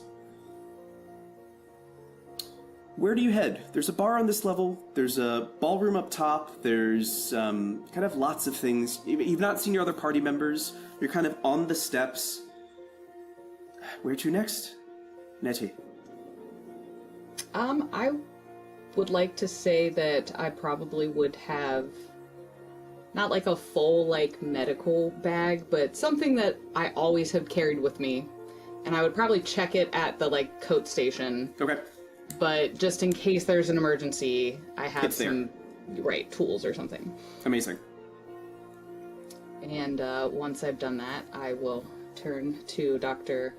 Carcosa and say, any particular interest you have on the entertainment? Would you like to see if anyone's dancing in the ballroom, or go get a drink? I would definitely prefer a drink. Oh, I think a drink sounds right nice at this moment. Let's head on down to the bar. And you two will actually make your way to the lower level bar and lounge, kind of on the main level where there's glass, there's the sort of plush green velvet couches and divans and settees. There's a lovely little bartender. There are pre-mixed drinks. They're like batch cocktails that they made, which is kind of unheard of. It's like a very sweet, citrusy drink. There's lots of bubbles to be had. There's also beer and wine. You actually catch Captain Steve, Sergeant Steve, walking up the stairs with 2 drinks in his hand.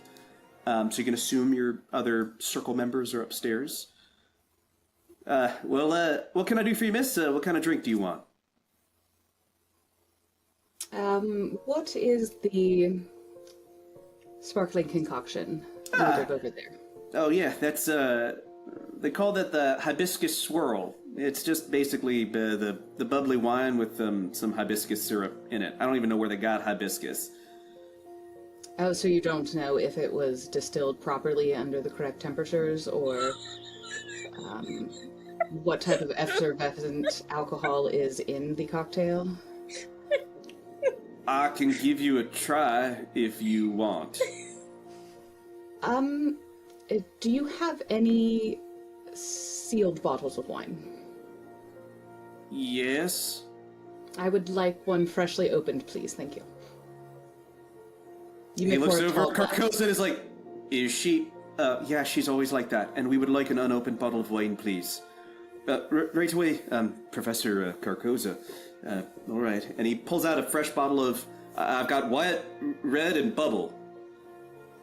Oh, let's go with white this evening, I think. Okay. He proceeds to uncork the wine, and Carcosa goes, oh, I see a friend over there. I'll be right back. And he kind of hobbles his way over to the other side, and you'll hear him, as he's making his way over there, you'll hear him say, Lady Serafina, hold on one second, just a moment.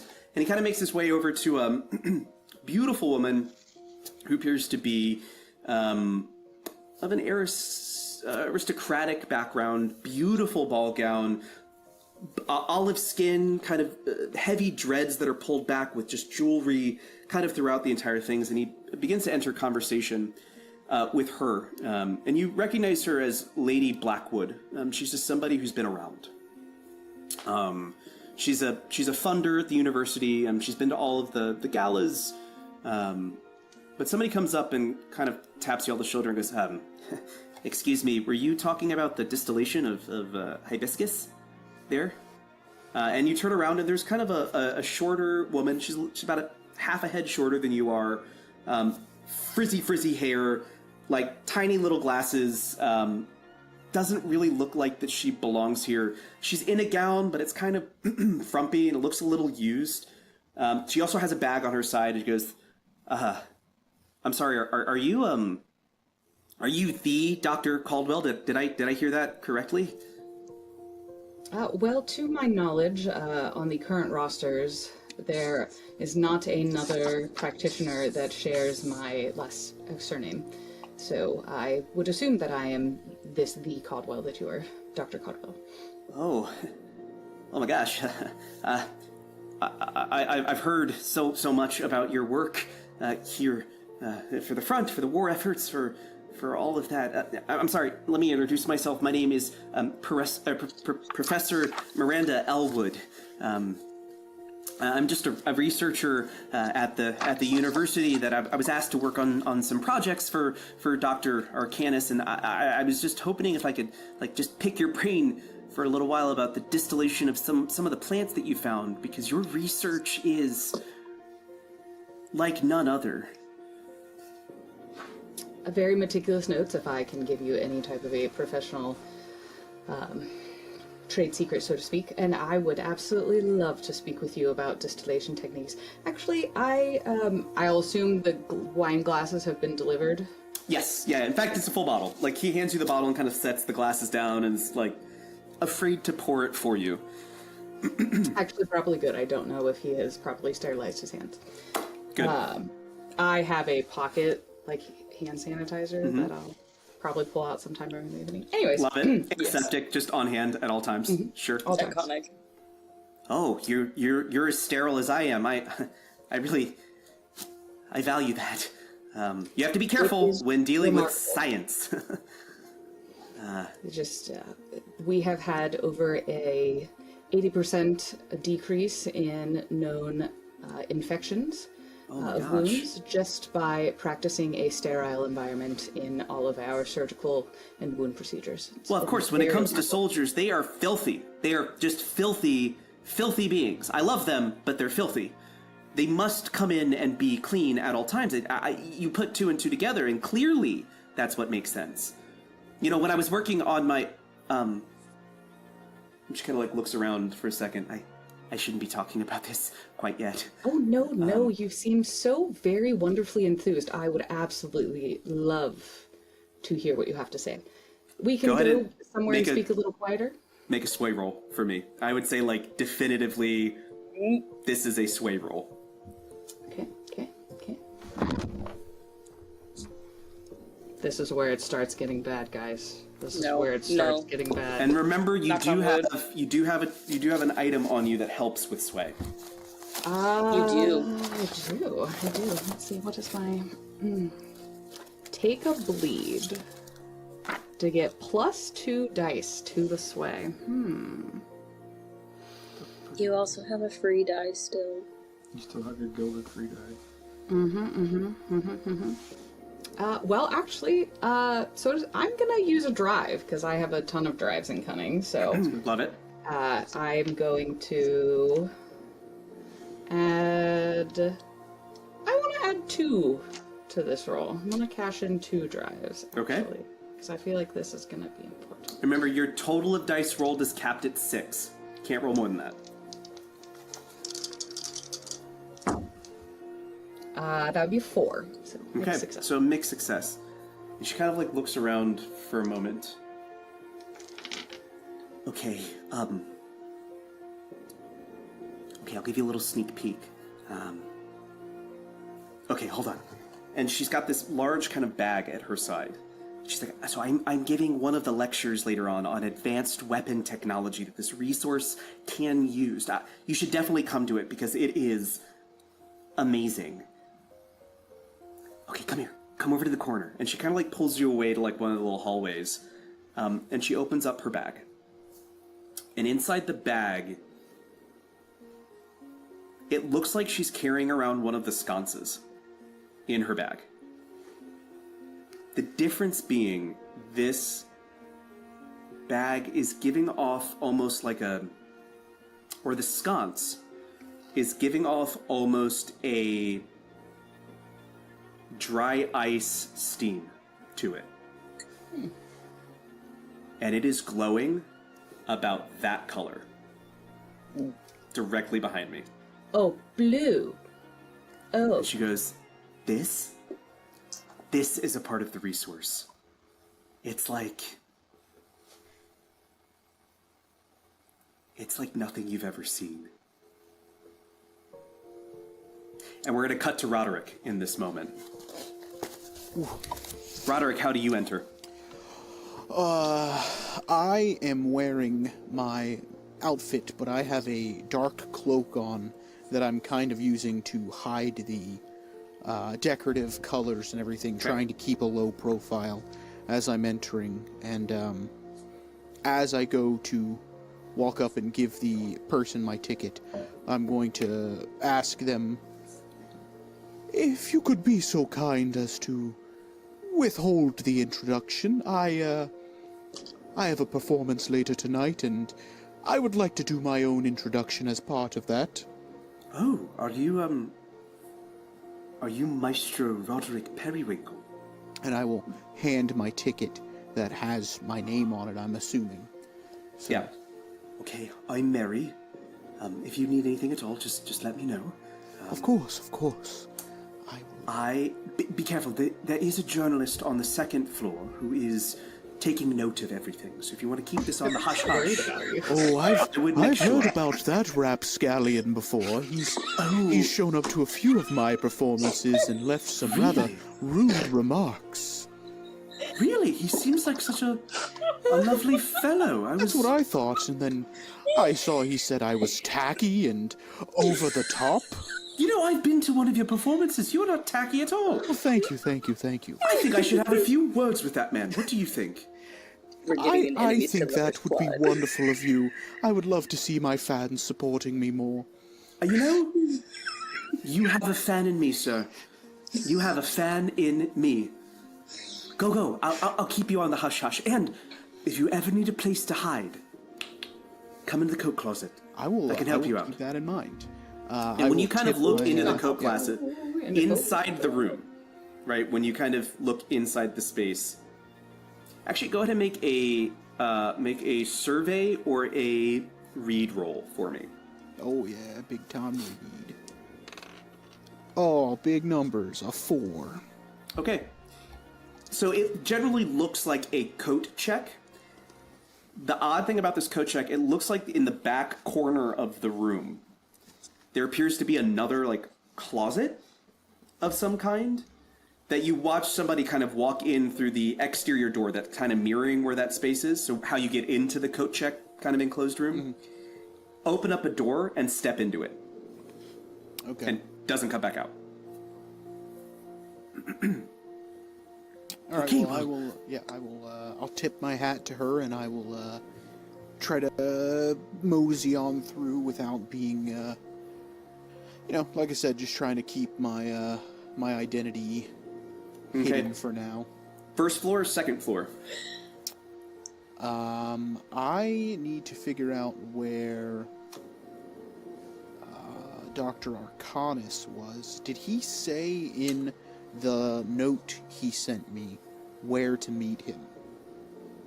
Did not. Did not. Okay. I think I would just ask I should have asked Mary, but I didn't. I would find another staff member and ask them where I could find the magician. Okay. Go ahead and make a sway roll for me. Okay.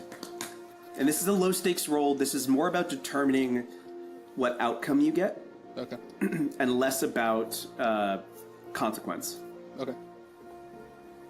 Let's see. I got a 6 on the gilded. Oh my gosh. So you ask around a couple of people.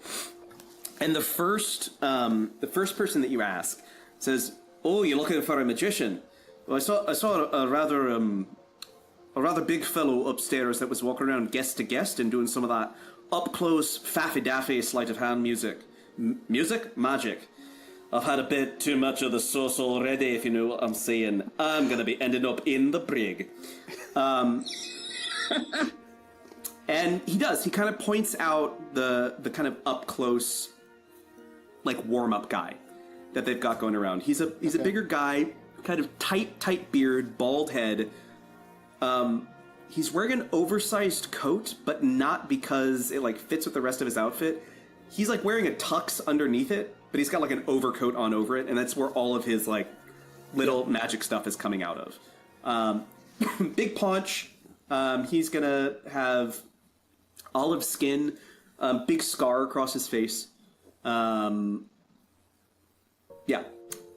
The other person that you talk to, I'll say you go back to Mary.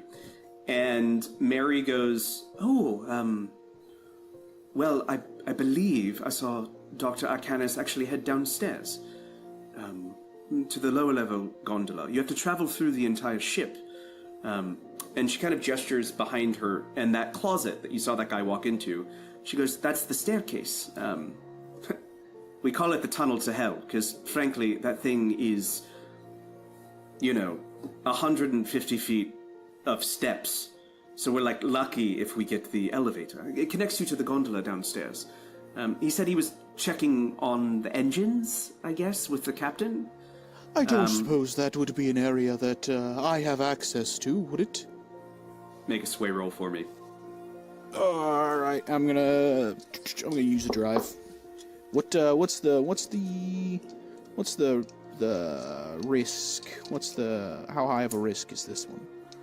I would say this is medium to high stakes, depending on how you sway her. Unless there's something else that you would rather do in this moment. No, and the reason it is because you were asking to go somewhere incredibly, like not even Alec got to see this. Okay.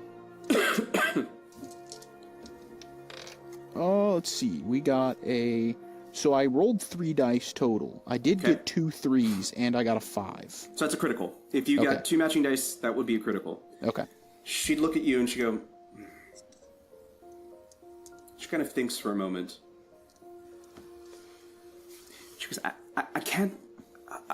Look, I would lose my job, which I cannot afford to lose right now. It's wartime, But I'll tell you what. When Arcanis isn't down there, I'll take you down. You could talk to him. I think we're about to take off, so the opening speech must be happening really at any moment. But if I can steal you away, I'll take you downstairs. Well, I will certainly make time to come back and take you up on that offer then. And of course, we'll be hush-hush to make sure Super you don't hush-hush. get in any trouble either. Wonderful. Go, get a drink. I'll go get a drink, and I will, from there I'll go and, I'll go back to where the, staff member had told me the, table-to-table magician was, and I'll kind of just linger around there. Okay. Are you looking for something specific when it comes to this? No, just, I know that, I guess I am looking for something specific. I know that, I was told that there's a potential ally somewhere among me, so basically I would just like to be using any downtime that I have to listen in and see if I hear anything that might point me to who that could be and who I'm looking for. Okay. I'll give you... You tell me which one feels more appropriate in this moment. Does read feel more appropriate to you as you're trying to interpret body language, spot lies, things like that? Or are you focusing because you're trying to analyze situations? And they'll kind of give you different information, but similar paths. I would say I'm going to be I'm going to be doing read, because I would be looking for probably mostly maybe staff members that look uncomfortable, or like there's something going on, thinking maybe that could lead me. If somebody's uncomfortable, that might be because they are, they're not happy with what's going on here, and they might be my ally. Okay, go ahead and roll a read for me. All right. Oh, let's burn a drive on that one too. Okay. Oh, we got a 5. Okay, mixed success. I'll say with this mixed success that you will clock somebody. You will clock somebody, and you will be able to figure out if they are helping or hurting you. Like, you'll catch a quiet moment, you'll catch something, but it also means that somebody else in the room clocks you. Okay. So somebody knows that you're watching. Okay, I gotcha. Okay. You watch, 2 things. You watch this magician, right? This is kind of where you are, watching I'll tell you this. what, actually, hold on. Yeah. Sorry, before we do that, I have resistance, and I've completely forgotten about that. If you would like to re-roll, you have to take the next roll. Yes. You can. And the drive that you added, you do not re-roll. Could I burn another drive? Yes, Okay. I'll allow it. I will do that then, and I will once more roll that. Watch me get a 3 now or something. Okay, I got a 6 this time, actually. So, Okay. Nice. Okay. So the other person doesn't notice you. Okay, cool. I need to be. You watch as you're kind of watching the. I'm gonna make this. I'm basically taking a larger amount of time and shrinking it way down. You watch as this magician is going around, and he's actually quite good at what he does. You're watching him interact with things. You're watching him talk with things. He does spend a little bit of extra time. He spends a little bit of extra time with Ambassador Nicodemus, who Ambassador Nicodemus is chatting with. His little group. You clock that he adds 3 extra tricks to that thing, to that exchange. And one of the tricks that he does is you watch him basically swap playing cards. He basically hides a playing card in Nicodemus's outfit, right? You're very familiar with this. I'm going to draw the card from here. But instead of going back and getting that card, he leaves it in the pocket. Okay.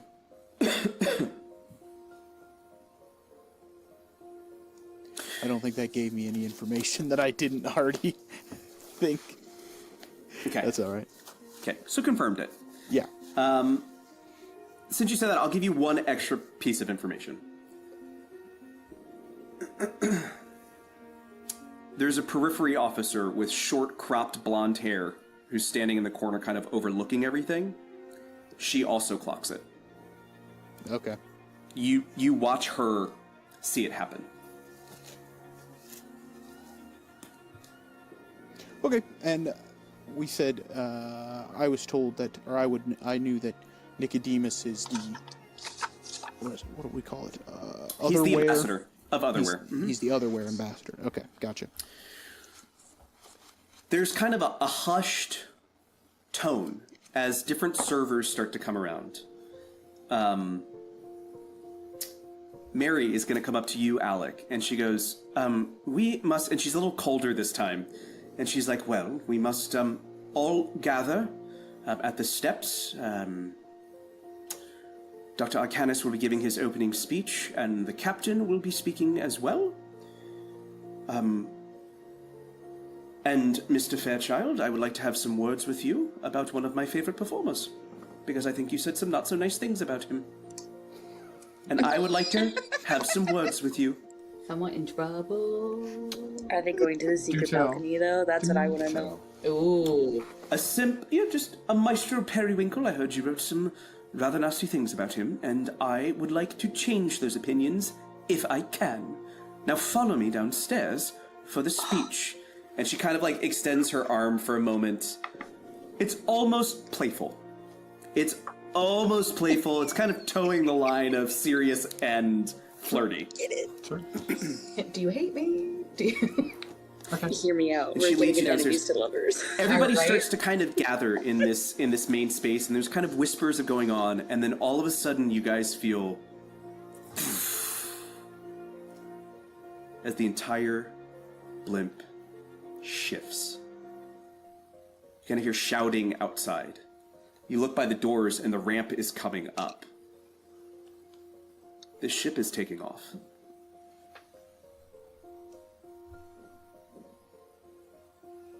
You guys just watched a 300-foot dirigible close in on you. And you were locked into this space. They brought you down to the first floor so you could watch as you leave that island cliffside, as you float towards the clouds itself. You're then all ushered back upstairs to the ballroom. The walls are now lined with the serving staff underneath each one of the sconces. And a man you haven't seen before stands on the presentation platform. He's wearing a captain's uniform, captain's hat, tight white beard, rigid man. And he kind of looks around at the whole audience. He just nods for a second. And he watches Dr. Arcanus arrives to the side of the stage, and he nods, and he pulls out a set of note cards. And he says in kind of a stilted voice, ladies and gentlemen, esteemed guests, both native and foreign, it is my great pleasure to welcome you aboard the Conqueror of the Cloud for this evening's Skyward Soirée. My name is Captain Hargrave. Before we embark on this evening's festivities, I'd like to take a moment to ensure the safety and comfort of all those aboard.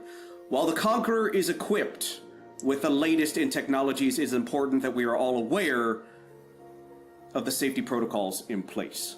He puts the note cards away for a moment. In the unlikely event of an emergency, I want to remind you that there are fully equipped emergency rooms located on the top floor within the atrium on the middle level. And though you're not permitted there, should you find yourself on the lowest level of the ship, because you've been put in the brig, and he kind of gestures over to the man who is already drunk being led downstairs. The rooms are stocked with everything necessary to ensure your safety, including parachutes, first aid supplies, and secure exits from this dirigible. Please familiarize yourselves with the nearest emergency room to your current location, and do not hesitate to follow the instructions of our staff, who are well prepared to assist you. This is the first time you notice that periphery guards are now stationed at each one of these emergency rooms. Now, as we lift off into the night, and he kind of pauses for a moment. Distinct honor to introduce a man whose brilliance and vision have been instrumental in making this evening possible. Dr. Victor Arcanus. And he kind of just like lamely gestures towards Victor Arcanus. A leading man in the fields of energy integration has humbly and graciously agreed to share his insights with us tonight. So, without further ado, please welcome me in joining Dr. Arcanus as he presents his groundbreaking work and possibilities it holds for the future. Ladies and gentlemen, Dr. Victor Arcanus. And there's just a quiet applause. And Dr. Arcanus takes the stage. Ladies and gentlemen, distinguished guests. I do see our ambassador from Otherwhere over there in the corner. Hello, Nick. Oh, and our director of foreign affairs, Sebastian Thorne. Welcome to the gala of the century. And I know it's just started. The century, that is. And the gala. Yes, I recognize that we are in a time of war, but it is with no small measure of pride that I stand before you this evening. We are gathered here not to merely celebrate the triumphs of the people on the line, like our unyielding guardians over here.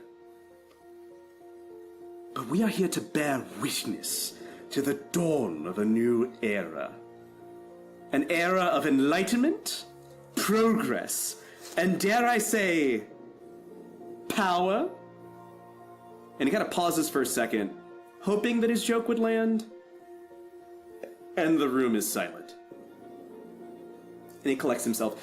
For centuries, mankind has looked to the heavens for inspiration, for guidance, for that spark of divine intervention. And he kind of glances down at Alec, like making sure that you are getting all of his words. But what if I were to tell you that the very force we have long believed to be the domain of the gods is, in fact, within our grasp? That this force, this spark, can be harnessed, controlled, and yes, even created by the hands of men. My friends, tonight you stand within the very cradle of a revolution fueled not by coal or gas or steam. No, but by the very lifeblood of progress itself, electricity. The most precious resource ever to be wrenched from the hands of nature, now tamed and made to serve mankind's will. And he gestures around at the entire room. Throughout the evening, you will have the opportunity to explore the myriad of applications of this resource, from the subtle art of integration that could help the very folk below us with their farming and irrigation and manufacturing, and shaping the necessities of man in an instant. You can see why electricity enhances our understanding of the mystical, to the sheer power it can bring to bear on the field of battle. And if you can contain yourself until the very end, you will witness demonstrations that challenge the very fabric of reality by yours truly, and partake in discussions that will shape the future of a society. But why speak in abstracts? When the proof lies before you, you see this magnificent vessel, the conqueror of the clouds, is not propelled by steam, as you might have assumed. No, it is driven by the very resource I have spoken of tonight. A force that can illuminate the darkest of nights and power the mightiest of engines. And he snaps his fingers, and in that moment, Alec, you noticed this before. The bracelet on his arm flickers for a moment. And all of the gas lights on the ship go out. And you are standing in pitch black. And for a brief moment, silence overtakes the room, and starlight starts to twinkle its way through the dome, and you feel as if you are floating on the light of the sky itself. And for a moment, the air takes on the smell of ozone, and with slight sparks, and that same dry ice steam that you saw, Nettie. The sconces on the walls replace that warm orange gaslight and emit a cool ethereal blue of electric lights. And the chandelier above, which was once lit by gas and had 1,000 suns in it, now have 1,000 stars. And the room is bathed in this new light, its crisp, almost unnatural quality, holding on to that silence of the room. Alec, it is at this moment that underneath every single one of the sconces, the spirits are back. And they are all standing, looking at you. Behold the future! The warmth of the old world gives way to the precision and power of the new. And Alec, in a moment of just, I don't even know what, care? Intimacy? The blossoming of a friendship, you look over at Mary, who is standing underneath one of the sconces. And she just kind of like waves at you and gestures up. And then you see the face of her directly behind Mary. And she goes, shh. And the sconce directly above Mary starts to scatter and crack. And you see a glass casing explode directly above Mary. She flinches to the ground, and you see blood immediately pouring out of her arm as she starts to kind of like rub it incessantly, like something is wrong. Gasp in shock as Mary is picked up by two of the periphery guards and kind of quickly ushered out of the room, and she glances her over her shoulder both at you, Alec, and tries to catch you, Roderick, as she kind of is led immediately out of the ballroom. And Arcanus, kind of quickly trying to calm the everybody, goes, progress is never without its challenges, but fear not, my friends, for this is merely a reminder of the raw power we now command, and like any new force, it requires careful handling. Welcome to the age of electricity. Band, you may stop playing. And with that, Arcanus steps back, allowing the tension in the room to settle as the guests exchange uncertain glances. The band itself starts up, and a small black object is in front of them. And music seems to be leaking into that small object as music now emits from everywhere. As you notice phonographs along the ceilings. The night has begun. But there are dangers ahead. And we're going to take our break!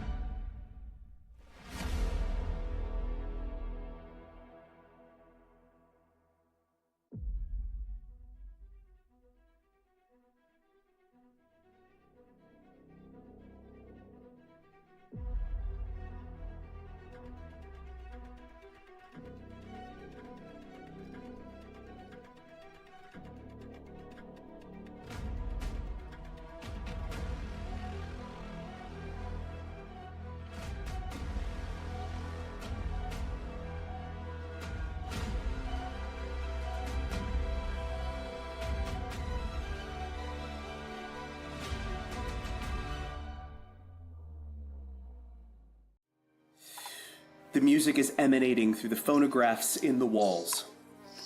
It's a haunting tune, but it is playing so the entire ship can hear it. Mary was just scuttled off, a small pool of blood underneath a broken sconce that nobody has quite been directed to clean up yet. Arcanus is stepping off the stage and attempting to bump elbows, shake hands with people in the room. What are you all doing?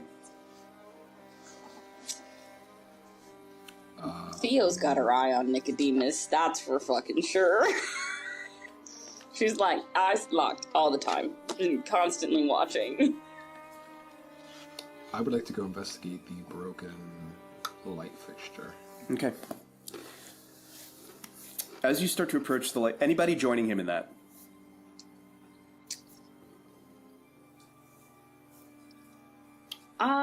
I think Theo would, like, circle by. Okay. So it would be like in passing. Maybe she would, like, pass by. Okay.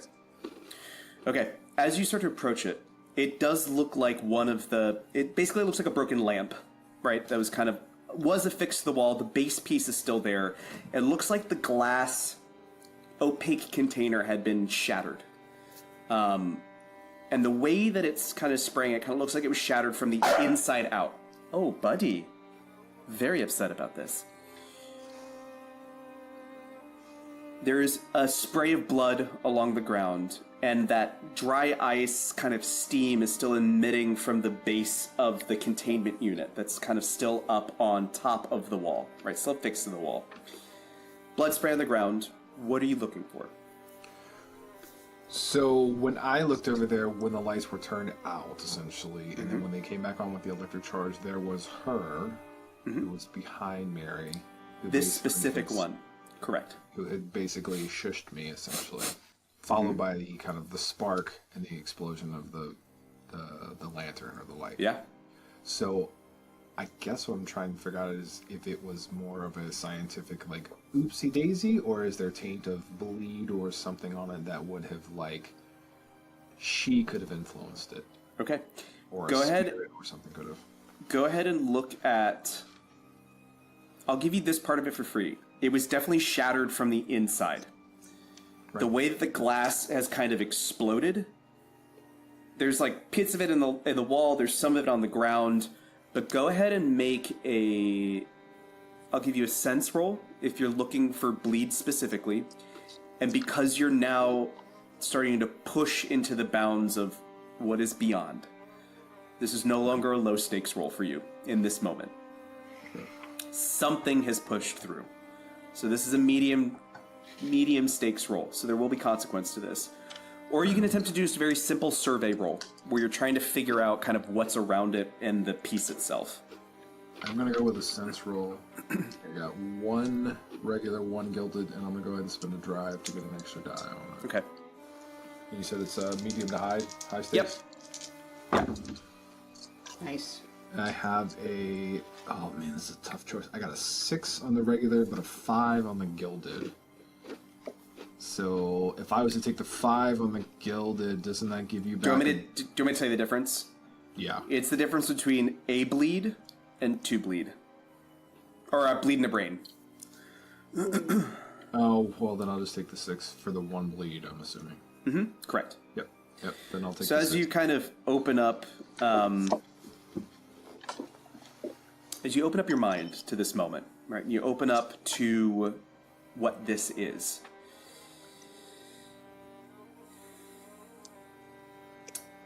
Being around whatever this particular apparatus is, this sconce. When you open up your eyes, right? Because normally when you do this, you see spirits around you, right? You feel them, you feel their presence. This is like a film has covered your eyes, and it's like you're looking through the world in a blue lens. Okay. Something about whatever was feeding this sconce has like bumped your powers, has bumped your access to the world, has bumped you to kind of what the next evolution of this is. So it's kind of like surge them, essentially. It's just like, oh my, it's like you've been shocked for a moment into something greater. And then it kind of starts to fade for a moment. And what it leaves behind are two very specific things. The first thing it leaves behind is you see inside this sconce, it's isolated. Whatever is causing the bleed is isolated to what's inside the sconce. It's not the sconce itself. It's not this dry ice that's underneath it. It's not any of those things. There was something inside this sconce. And the other thing it leaves behind is there looks like there's some kind of slime trail along the wall that then leaps off the wall to stop suddenly.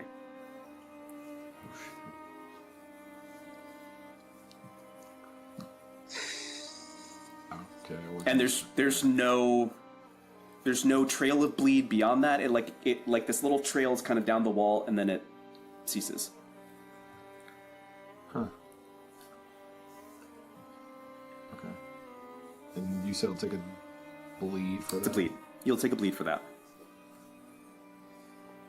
Okay. I think I'll start cleaning up the glass, the larger chunks of the glass. Okay. And kind of what I do. Okay. I need you to make a control roll. Sure.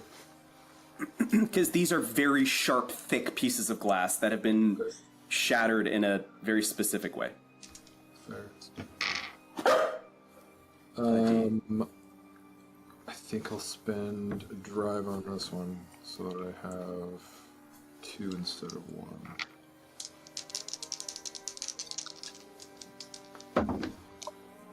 I got a 4. Okay.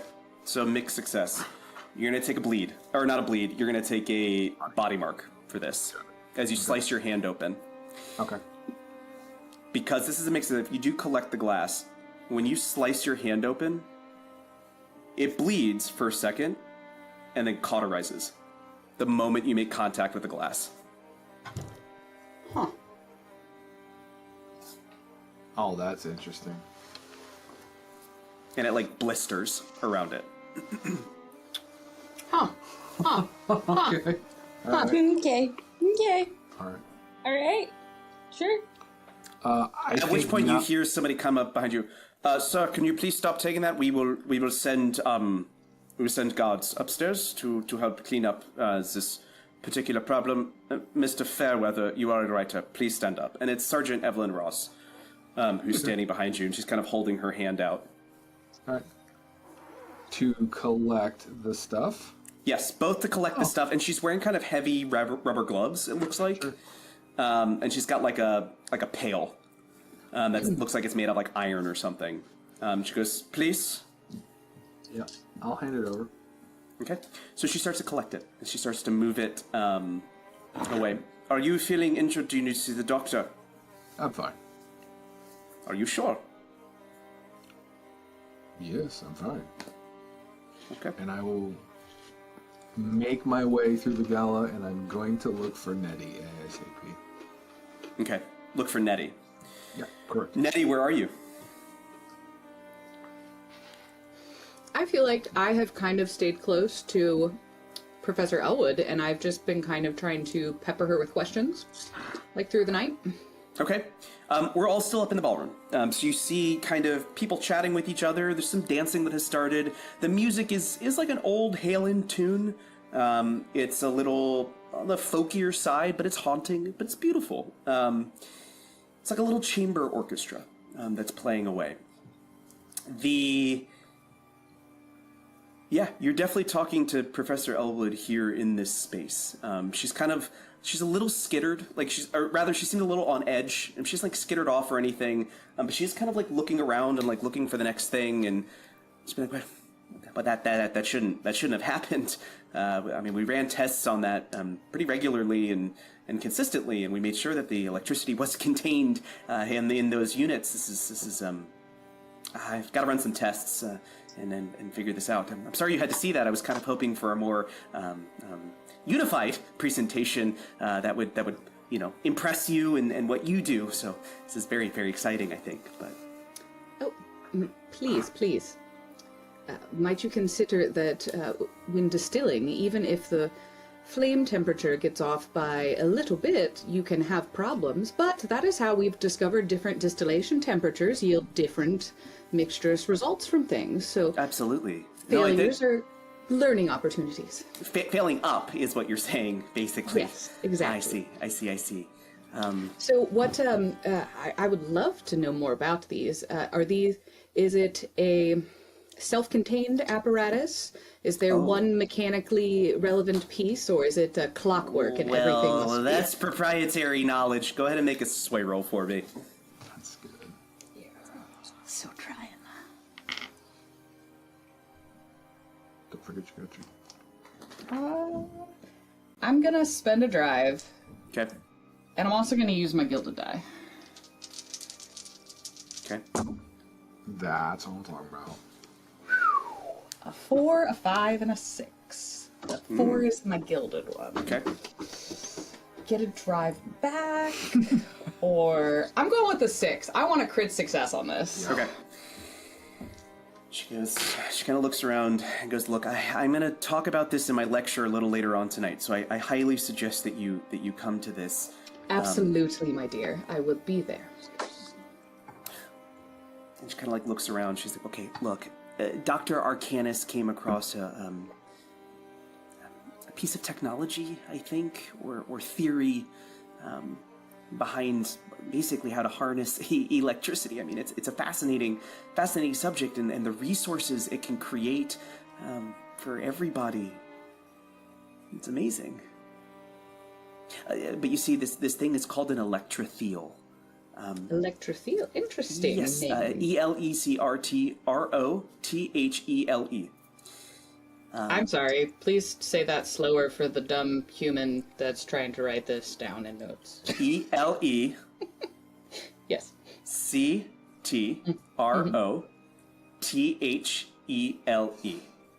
Electrothele. Okay, thank you. Yes. I don't know much behind the theory about it, but it's what's powering the ship downstairs. It's remarkable.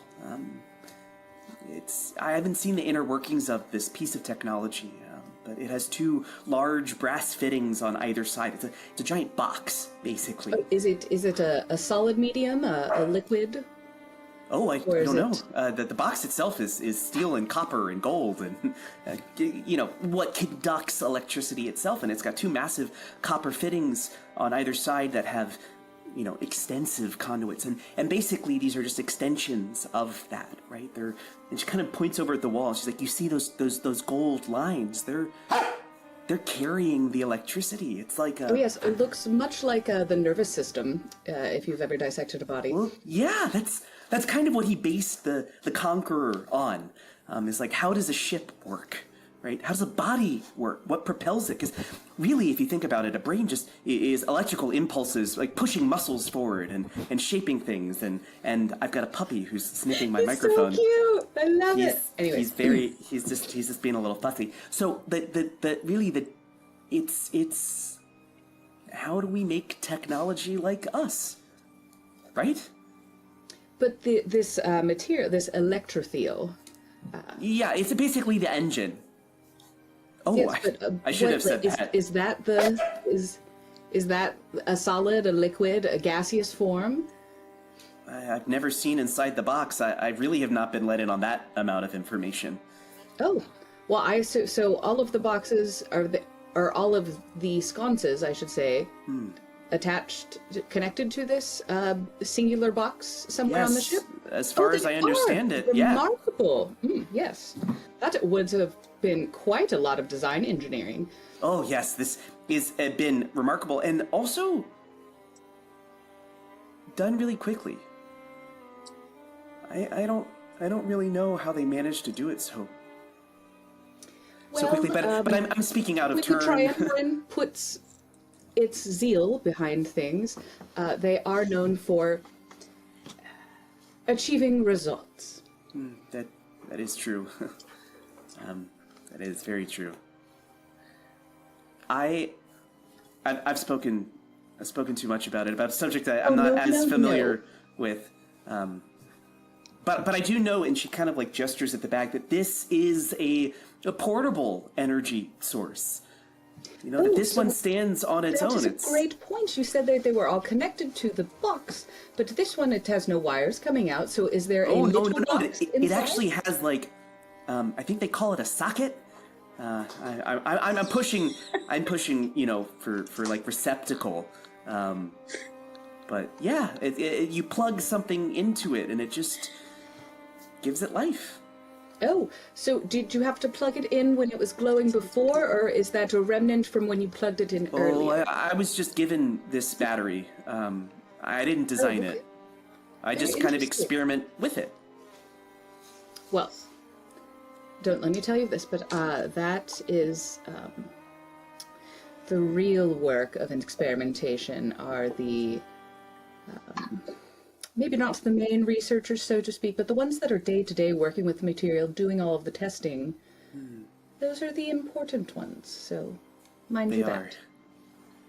They are. I'll like give her a little toast and a cheer, you know. Hey, cheers to you too. I hope to see you at my lecture.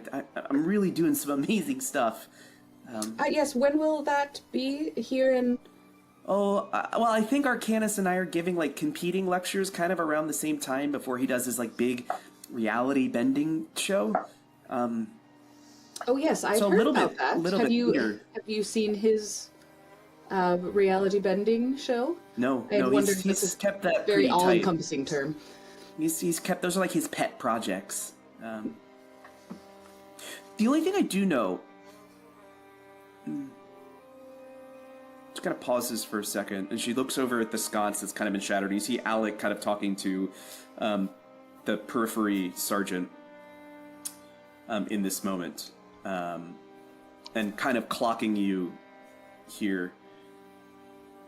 Well, I mean, I don't... She kind of looks around.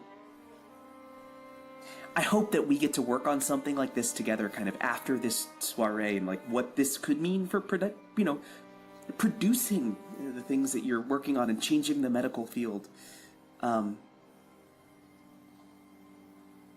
There's a lot of like ice downstairs.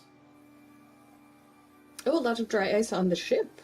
Yeah, and this has it in it too, and I don't really understand that purpose. But I've been told to never mess with it and keep it stocked. Again, he keeps everything pretty tight. It's proprietary is kind of all we get. Yes, I'm familiar with the political machinations that unfortunately can interweave themselves into gainful research, so I feel you quite intimately on that issue. But it seems you have made remarkable progress in the time that you've had, so well, something is working very nicely, I would say. I mean, he did say that in his speech. He's not wrong.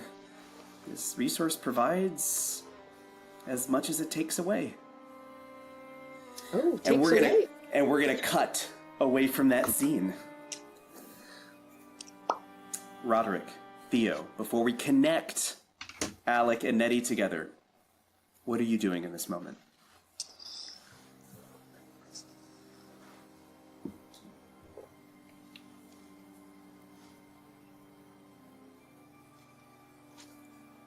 You can go first if you want. I'm still thinking. I would like to try and make contact with everyone and get everyone to gather for the first time since we've been here. Have a little little talk. Oh, wow. Okay. Where would you like to meet on the ship? We've got the dining hall where the appetizers are downstairs. There's the bar and lounge downstairs. There's the second level balcony that overlooks the ballroom.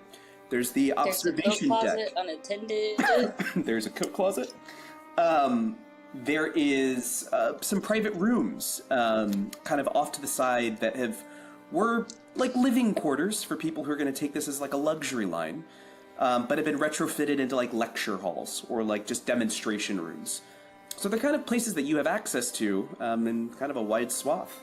I would say I would like to try to get everybody to meet around... I don't want to go off to one of the isolated areas because that looks suspicious, considering none of us showed up together. So I would Correct. say I would like to try and arrange for us to happen to sit together or near each other at a table in the dining hall or something like that. Okay. The dining We hall is also a do spread. have the thread still, if anybody wanted to use that in like a whatever capacity for communication. Do you guys I remember find what it the hard thread does? for Roderick to have been involved in the thread at all because I left while everybody else was going to the vault. I dipped. I went out of town, and I feel like it would be hard Not for out of town. me. You just went to like a different district inside the city. I would say you brought information back to them from what you had discovered. Okay. So if you wanted to be the exchange, I'd allow it for the needle. Okay. Well, since I don't know, it'd be up to Theo, since Theo was the one that found that. I did not find the needle. I have the gloves as my item. So. I am perfectly happy to use it. I am also, like, it has to be done with, not willing participants. That was a different thing. But it is also understanding that if we are doing that, we are getting the effects of a body mark and a bleed mark. Oh, it's both? I thought it was just a... No, It's both. And I you think exchange body parts. So there has to be like a piece of you that you're sewing onto somebody else, and vice versa. Okay. Thus, it's the body and bleed. Yeah, gotcha. Okay. Well, if we would like to use that as how we would have communicated, I think that makes sense. I think I would be fine with taking a body and a bleed to have communication, especially since I knew I was going off to do my own thing. Okay, so go ahead and mark those off on both of your sheets. Okay. And that item has been for this particular item. This is like a once a day. Okay. Right. So this is like once, or if you change body parts, it takes time to do that. Yeah. And you would lose your connection with the original person. Right. So it can only link two people. Cool. Could we have made it as simple as we swapped ears? Like, does it that could be like way- a patch of skin? It doesn't have to be Oh. like a body part. Oh, well, that's It what can it be sounded like a It little sounded like patch of skin. Okay. Yeah. Okay. While I'm a very good surgeon, I do not recommend removing a whole ear, and I do not think I could functionally attach it. I'm fairly certain Theo probably had some kind of ear injury at some point that Nettie absolutely laid into her for. No, you just have an extra finger. You have one of Roderick's fingers. Yikes. No, we Fucking- tell Roderick, and I go with like my scalpel and I cut like just a little patch of like skin off of like, you know, her elbow or somewhere, and I come in and Roderick has cut his finger off. I love that. So Roderick, how would you like to connect? So I am 100% trying to be as unnoticeable as possible. So I am not going to directly speak to Theo. I am just going to... I think I would walk to the dining area, and I would just say to some people passing by, I would purposely say to multiple people like, "Oh, this is such a lovely dining area. I would love to have a meal here." And then I move on to another little patch of people, and I do something very similar. Basically, just trying to make sure that Theo hears me say dining area Okay. a bunch of times. Two things to mention here. The Okay. first is when the stitching is complete, when you guys did this, you can communicate across any distance. Okay. I will let you guys determine if it's mental. I will let you determine if you have to whisper it. However, this connection takes place. I want you guys to determine that. Oh, okay. The I was just second thinking thing- it was kind of like... Oh, sorry, go ahead. No. The second thing, as you're kind of like making it known where you're going, I would love for you to make a hide roll. Oh, okay. Because you're trying to do this sneakily. I'm a professional And I'll say hider. if on a mixed success or a high success, you will also get Nettie and Alex's attention with this. Okay. On a failure, you will just get Theo. And I'll say Carcosa is doing his own. He's doing his own kind of hobnobbing. We got a 5. Okay, so Nettie and Alec, you were also aware of this. Now, it is a mixed success. I should have noted this as well. Somebody else picked up on you doing this. Somebody else in the space picked up on you. Whether it's good, whether it's ill, somebody else knows. Okay. What would you guys like to do? Yeah, that's all I'm doing until I can... I'm just going to hang out, have a little snack or something while I'm hoping that my message was received and we can... Yeah. Theo is going to stay on the very outskirts of the area still, Okay. Mostly because she's still trying to like watch and follow for Nicodemus because she's like hawk eyes on that Okay. because she feels that that's currently necessary. Okay. But in hearing Roderick, do we want to do like a mental communication with that, or how do you want to do that? Well, I mean, if we can do it mentally, then that would be super easy, because then I wouldn't have to say stuff out loud and look like a goofball. Okay. Cool. So Theo will just kind of like respond back a bit to Roderick and be like, I hear you. I am aware that we are trying to go to the dining room. However, there are also pressing matters with a certain ambassador. Have you noticed anything from him? I would communicate back. I guess I don't have to do the fancy pants voice. No, I'm in character, so I would be like, Method. I may have seen a lower rate magician passing a secret note to him. Also, the only other Understood. magician that is visible out here right now. The big guy. With the scar. Of course. And what is it that you have that is currently pressing? For Absolutely us? love how she's like playing it down, talking. Yeah, I love it. I think our time would be better spent if we just met up and I could tell everyone, but I know how to get down to the engines where I think this power source might be stored.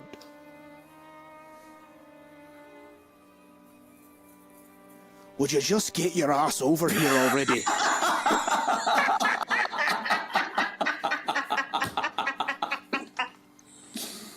I love it. I love If it. anybody had eyes on Leave. Theo, she would just be like, alright. She like is going to make her way back by the bar and go get herself another drink. And when you say that, all right, Stefan is standing next to you and going, oh, you do want to dance? Because he's been talking to you this entire time. Yes, of course, Stefan. Steve. I would love a dance. Come to the floor. And he takes you by the hand. He takes you by the hand and he leads you to the center of the ballroom. Now you have the opportunity to either spend time connecting with Steve, or you could use this as an opportunity to kind of check out of that conversation and see what else is going on in the ballroom.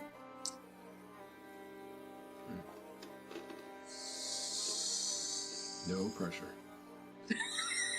Here's the thing. I feel like this is gonna go horribly either way. And it's either gonna end up that somehow Sergeant Steve is gonna like confess his love for her and she's gonna feel awkward and be like, I now am obliged to respond to this. Or somebody else is gonna clock her, and then she's gonna be in trouble. So it's fine. We're gonna what's the worst that can happen? Knock on wood. Anyways, We sure. blow up why in a not? fiery explosion. Yes. Just saying. Just want to put that out there. Yeah, that's always a risk. Yes. That's the worst case. Let's go ahead and make it a Rogue One scenario. Just go ahead. Basically. Yeah. All of us came prepared to die today. Yes. Yeah. So, Theo's gonna use this moment, and she's gonna try and look around. Okay. Yeah. Make a survey roll for me. Great. We're gonna take one. We're gonna take that extra gilded one that I got at the beginning. Okay, I totally the forgot I red had one is the gilded one. And I'm adding a drive as well. We're gonna... I hope these drives are like hit dice and we like get them back. Burning through them. Okay, Totally. It's- a 4 Okay. on the gilded. So we're gonna take the 4. Okay, so you get your drive back. That's a good. I'll say this is a medium only way? stakes roll. No passive way? Damn it. We'll take it. Amidst the New Fair's elite, it is not hard to figure out where Nicodemus is. Where everybody has pastels and blues and browns, kind of matching what you're wearing this evening. He's wearing oddly dark clothing that has, like, flamboyance to it. His clothing is almost like where the splashes of color happen, where the things happen, it's almost like a fishing lure, where he's trying to get you to look at one thing while he's doing something else. Okay. It almost blends, his clothing almost blends the lines between elegance and the arcane. He has expressive gestures, a booming laugh, kind of makes him a magnet for attention. At this moment, you actually see Captain Hargrave walk up to him. And I'll say you catch glimpses of these conversations as you're kind of circling the dance floor and like nearing them. With almost like a serpentine grace, Nicodemus, Captain Hargrave. It's like this rich warmth to him. A magnificent vessel you command, truly. The Crown's Conqueror is a marvel of modern engineering, and of course, your leadership. And you kind of pass this group again, and you hear Hargrave say, "Well, thank you, Ambassador. It's an honor to..." And you kind of miss that back half of the conversation. You notice Nicodemus incline his head. Some people laugh around him. As you start to... Steve is kind of talking to you throughout this entire thing and like trying to ask you questions. You're like kind of shooing him off a little bit. But really, where typically he's used to leading the dances, you are very much leading him around the dance floor to kind of circle back to catching these glimpses of the conversations. And he goes, you catch Nicodemus say, the ingenuity never ceases to amaze me. I must admit, I am particularly intrigued by tonight's resource, this electricity. Such, and you kind of lose that bit of the conversation there. Is there something you'd like to do?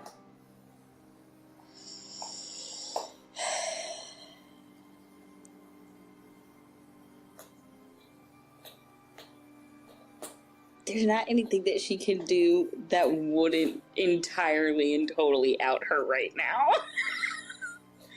So would you like to keep dancing? Yeah, she'll keep dancing with Stefan. So you do Be another like, you okay. do another loop around. You hear Captain Hargrave say, "Yes, I'm very proud of this ship and the resources it can provide. I think it would serve both." And at this point, Sebastian Thorne kind of steps into the picture, the director of Foreign Affairs, and he goes, "Yes, I think it would service both countries. Wouldn't you agree, Nicodeme?" And he missed kind of the back half of that conversation. As you're making your final loop, you don't know this figure. There's a man who kind of steps up to the top of the stairs looking around. He's wearing kind of a floppy beret, same bush, like tight beard, but it's darker. It's like blonde, sandy blonde. Simple sailor's outfit. He kind of immediately walks up and just kind of stands there for a moment while there's this exchange that you miss. And then you watch this man lean over into the captain's ear, and he nods, and there's a very intense sense of urgency. And you do catch, Captain, we must go quickly. Your presence is required downstairs in the cockpit. And goes, yes, Bosun Tom. Will you excuse me, Ambassador Nicodemus? Director, Foreign Affairs, Mr. Thorne. Duty calls. It seems we have a staff member who is down. And that kind of ends that little conversation. There seem to be some... As you make your final loop, you gather some verbal sparring between Nicodemus and Sebastian Thorne. You don't really catch the intention, but there's some chess game at play between the two of them that you are not aware of. And then Sergeant Stephen goes, I mean, look, if you're not even going to pay attention to me, why did you even bring me here? I gotta go. I need some air. And he's going to step off and he's going to walk upstairs to the observation deck. Oh, Sergeant Steve, no! That was your mixed success. So while you gathered information, you learned some things. You broke Sergeant Steve's Steve's heart. I know! Steve's a little upset. He's a little upset. She's gonna have to go up and see him. Oh no. This is gonna be great. We're gonna cut away. We're gonna cut back down to the dining room, where Roderick is sampling the petitfours. Nettie, Alec, are you joining him downstairs? And Theo, Yes. are you joining him downstairs?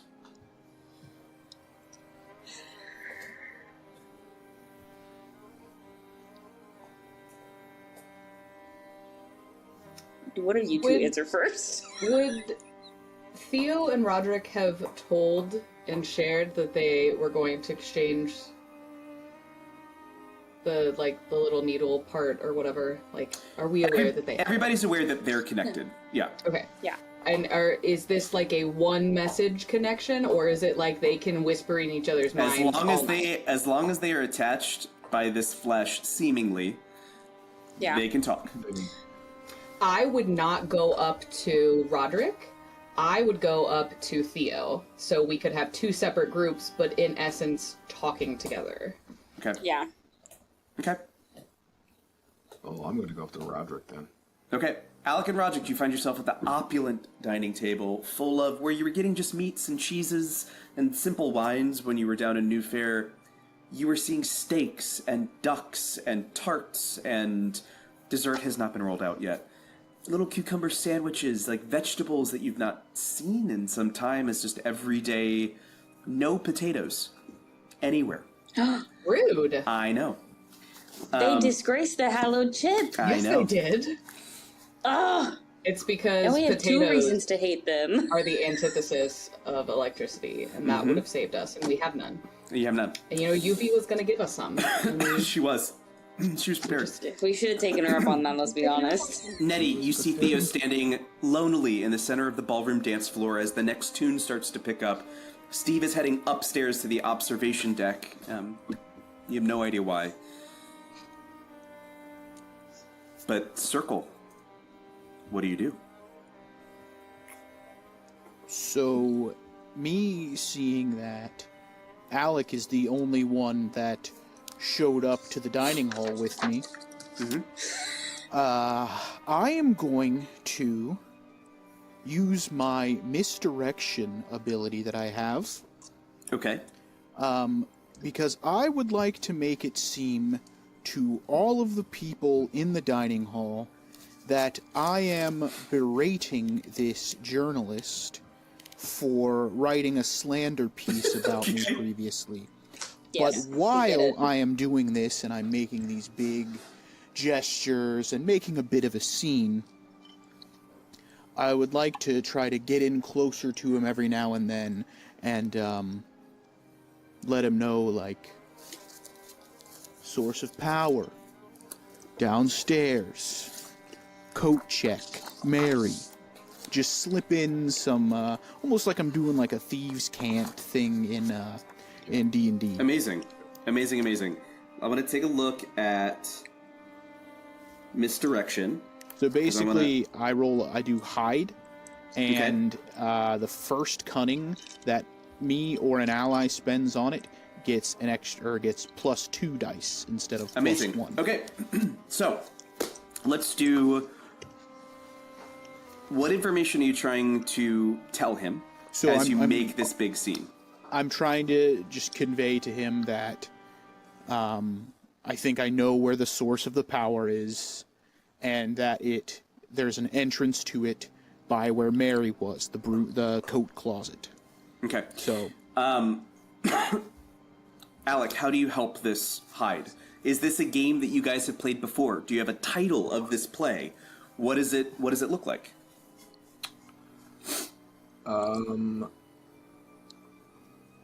Yeah, I would definitely say this is something we've done to keep each other on our toes and keep our wits. As far as what it looks like, I don't know exactly what it would look like. Do you fight back? Do you engage? Oh, do you absolutely not. What I would like to do essentially is to find kind of a small cocktail napkin or something, and put a note on the napkin, and then basically give him his, like, have a waiter or something send him over his favorite drink with a note on the bottom of the napkin. Okay, that says. What's the note It say? says, "While our little game is fun, Mary suffered the price." Okay. And I will pass it on. I need a hide roll from Roderick. What happens if you have nothing and nothing? Because I will need to know that eventually. You roll 2 and take the lowest die, I'm pretty sure, if you Okay. have nothing in it. And I'm going to say. I do remember that. I think we went over it last time. I will say a. Let's do a control roll for the note. That's really going to go well. I'm going to spend a drive. So I am going to burn a drive and Yep. give myself the +2 instead of just +1. No. No, it's a double three. three. That's a critical double three is success. a critical success. Okay. There you Nice. So you successfully received the note. And I got a 5. Okay. So mixed success. Yep. In the middle of one of your tirades, you do notice that the director of Foreign Affairs comes downstairs. And kind of just stands in the back and watches all of this unfold. Kind of sees things separate. All the information is put together. Everything that you see, you guys kind of have exchanged what's happening. And he's just kind of casually watching Alec and Alec's reactions in these moments. Kind of all of the attention being pulled towards Alec and what's happening. And he's just gonna watch it and take it in. And nod. And he's gonna post up by the bar. And just keep an eye. For now.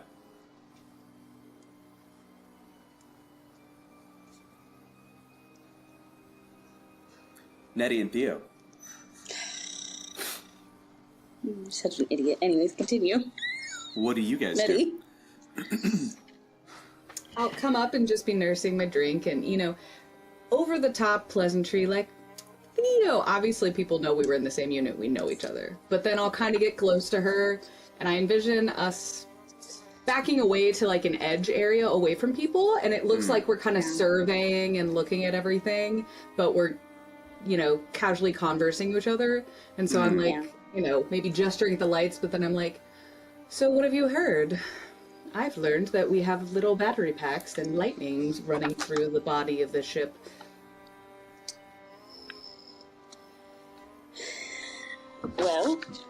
shadows a bit, there are still some things that are a much harder game to play. You know I'm horrible with chess. What puzzle pieces do you seem to be having trouble with, my dear? Well, it would seem that I can't quite keep a hold of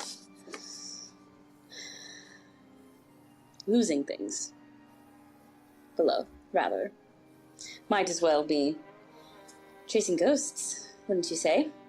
Oh, yes, it is very interesting.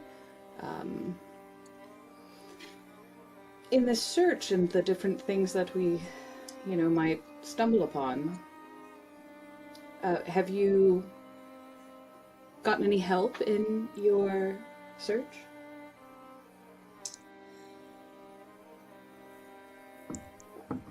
None at this time. Overall, enjoying the evening, or do we have a pressing engagement elsewhere?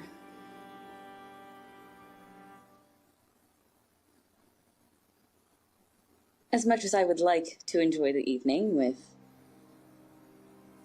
an escort of sorts, I do believe I have more pressing matters at hand. Is this something that I should come along and assist with, or should I maybe rectify your relationship with Sergeant Steve? I did notice that little tete-a-tete that stormed off. I do believe there was a tear in his eye. Oh, man.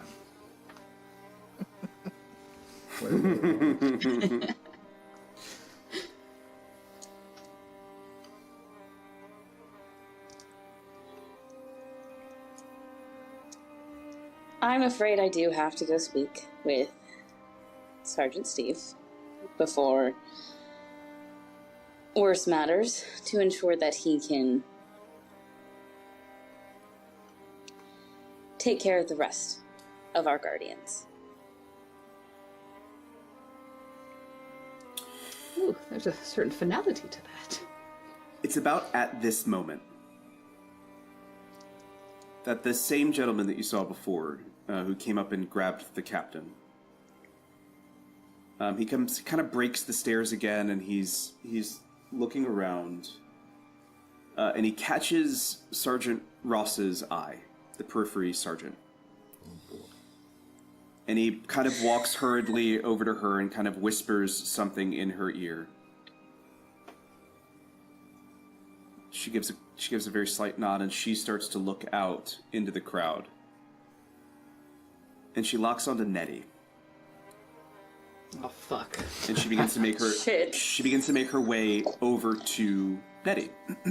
I would like to read her body language. Is she threatening? Is she panicked? Is she Make a read. reaching for a weapon that I will not be able to defend against, so I don't really know why it matters? This is something that we all would see. Listen, You guys are in the Theo dining came room. prepared. They're up in the ballroom. Fair. Okay. Theo came prepared. Don't worry, Nettie. Theo's got you. Theo can communicate that. Good. Yeah. Mm-hmm. Yep. Mm-hmm. The second we do see this happening, I'll just send that down to Roderick. Be like, Success. So Ooh, you yeah, guys, but- Critical success. Okay, so Double fours. do I get the drive back? no. Damn it. No. That's a success on a gilded. Oh no! See? We lost one. No! It's alright, she'll come back. Theo's gone. The ghost got her. She's dead. We thought it She's was dead, Nettie guys. that was in trouble. It was Theo. Was Theo The all- intention that you see is not it's not anger, it's not aggression, it's need. Need? Okay. It is need. You can choose to stay put, you can choose to try to leave, you can do whatever you want in this moment. I'll take a quick glance at Theo and say, I do believe I'm about to be called off somewhere, probably someone injured. is there anything that you need to impart to me in the next 10 seconds as she's walking over here? No, I'm good. So good. So we can just say that little exchange happened, and then I'll go meet the doctor. We'll do that. While we wait for that response, Roderick and Alec, what do you do? What do you do with this information?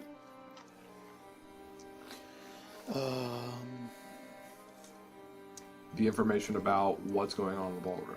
Correct. Yeah. That you would recognize as Bosun Tom came upstairs, said something to Sergeant Ross, and Nettie is now being approached. Yes, and once I know who's approaching, I don't really care for this person, so I'm going to probably try to go intercept or interject in that area. Okay. How would you like to do that? I think I'd like to try to get Roderick's attention by a subtle glance, kind of our games that we're playing. Give him a subtle glance and a nod or a tip of the hat or something like that, just to confirm that I'm going to migrate in that direction. Okay. So that hopefully he can pick up on the cue and be like, okay, he can make his way and do what he needs to do. I'm going to throw a hurdle your way. As you start to make your way towards the steps, Sebastian Thorne, the Director of Foreign Affairs, is going to reach out, grab your arm, and say, "I'd love to have a talk with you, boy. You got some time?"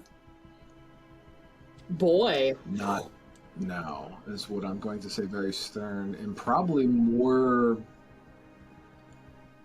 I would, in previous encounters that may have been, or may have happened with this particular person, would have been more afraid, frightened. This is more of, not now, get out of my way, kind of vibe. Okay.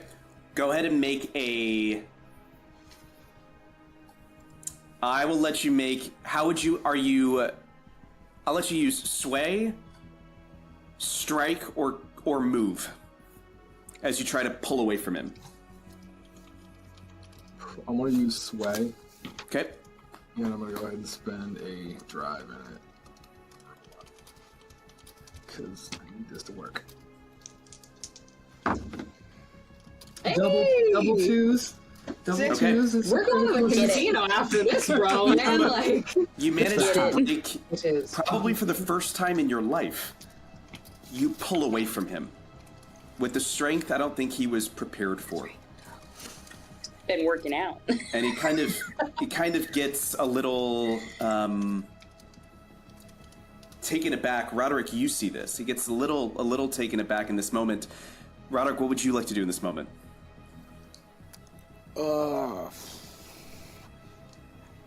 Probably nothing, because I'm trying to pretend like we don't have a connection to each Okay. other, really.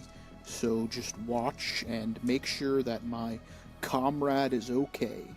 Okay, in this moment, since you stay by the dining hall. "Oh, I heard you were looking for me earlier." As Dr. Arcanus comes up to you and halts you in this moment. Theo, you're locked upstairs with Nettie. Nettie, you have the sergeant of the periphery who's in charge of security detail for this evening. Before you What do went you to the do? nether, I said, it looks like I'm about to be summoned, probably for a medical emergency. Is there anything, messages from maybe long-lost friends you might want to pass along in the next 10 seconds before she arrives? That has already been taken care of. Should you encounter something down below, keep your eyes open. Yes. Would you like to come with me? I can probably convince her that you're my medical helper. At this moment, Sergeant Ross arrives and goes, "Lieutenant, thank you for your service. Doctor." One Yes, of the Sergeant? staff, she kind of looks around for a moment. "May need an emergency surgery. I need you to come with me right now." Oh dear, that is quite serious. May I bring my medical assistant? She's field trained. Make a sway roll. Do you want to come with me? Like, when I suggested this, were you like, no, fuck off? Or like, oh yeah, that's a great idea? If it works, it works. I think Theo's like if it happens, like, sure, great. Like, yeah, she'll follow and she'll go. If not, like, she'll just continue trying to do what she's doing up here. Okay. Alright. Okay, we'll just see what the dice decide. I'm not gonna spend any drives or do anything on it. We'll just see. 4. Okay. Before I give you the answer to that success, Alec, you break the top of the stairs. Bosun Tom is standing there looking worried and concerned. You see Sergeant Ross talking to Nettie and Theo. Roderick is downstairs, and you heard the flamboyant, "Oh, I heard you were looking for me." Quickly, Tom, don't go that way. He's down there. Follow me. That's what I say. I mean, I hear him as if I've got a phonograph right next up to my ear. What are you doing right now? Is that Tom asking, or are you? Mm-hmm. Okay. I'm trying to get to a friend of mine. I think I see her over there, is what I'll say. Trying to make my way over to the two, both Theo and Eddie. He's gonna stop you. And he's gonna go, "I think you should see this too. For journalistic purposes." Cool, journalistic purposes. Okay, either way. We'll wait for them to come to us. I love how Roderick wanted to go, and we're all ditching him and making him talk to him. I'm going somewhere else. He's got it. He's got Dr. Arcanus. It's all you, buddy. He's like, "Hey guys, let's check this out." And we're like, "Sure, You got this, bud. Have fun." At this point, Sergeant Ross looks at you, looks at Nettie, or looks at Theo, and goes, "I'm not sure how a lieutenant is a surgical assistant, but I believe I can make clearance for a hero." Beautiful. Kind of tightens. She tightens her eyes. "Come, we go to the elevator." Oh, I would like to. I do always carry with me some medical supplies, so I will just need to go to the coat check. We have plenty downstairs. Come. Oh, Does wonderful. not breaking from her step as she kind of leads you over to the elevator. Down the shaft we go. The three of you step in. The doorman, Tom, and Sergeant Ross. There's a crank on the side, like a ring, kind of makes a loud ringing sound. It's like, "Oh, guess we're going down, guys." That's what the doorman says as you proceed to head down the shaft. You see people as you are kind of descending down to the first floor. And then you break through the floor. And you Say can that again? see Break you, through? You break as if you were like kind of puncturing through the floor itself inside this tube. And what you see when you break through this floor is the entire steel-framed network of the Conqueror of the Clouds. You see its skeleton. And you look out into a vast, dark space, only lit by a soft blue light at the top of this elevator. And it is cavernous. And there are two things you can make out. The first is a connecting staircase from the first floor to the gondola below, where this surgical emergency might be. The second thing you see is about halfway down, more than halfway down, before you break through to the gondola itself, lit up by arcs of lightning, coursing through the interior of this gas-ridden blimp, is a catwalk that connects the staircase to something else on the other side.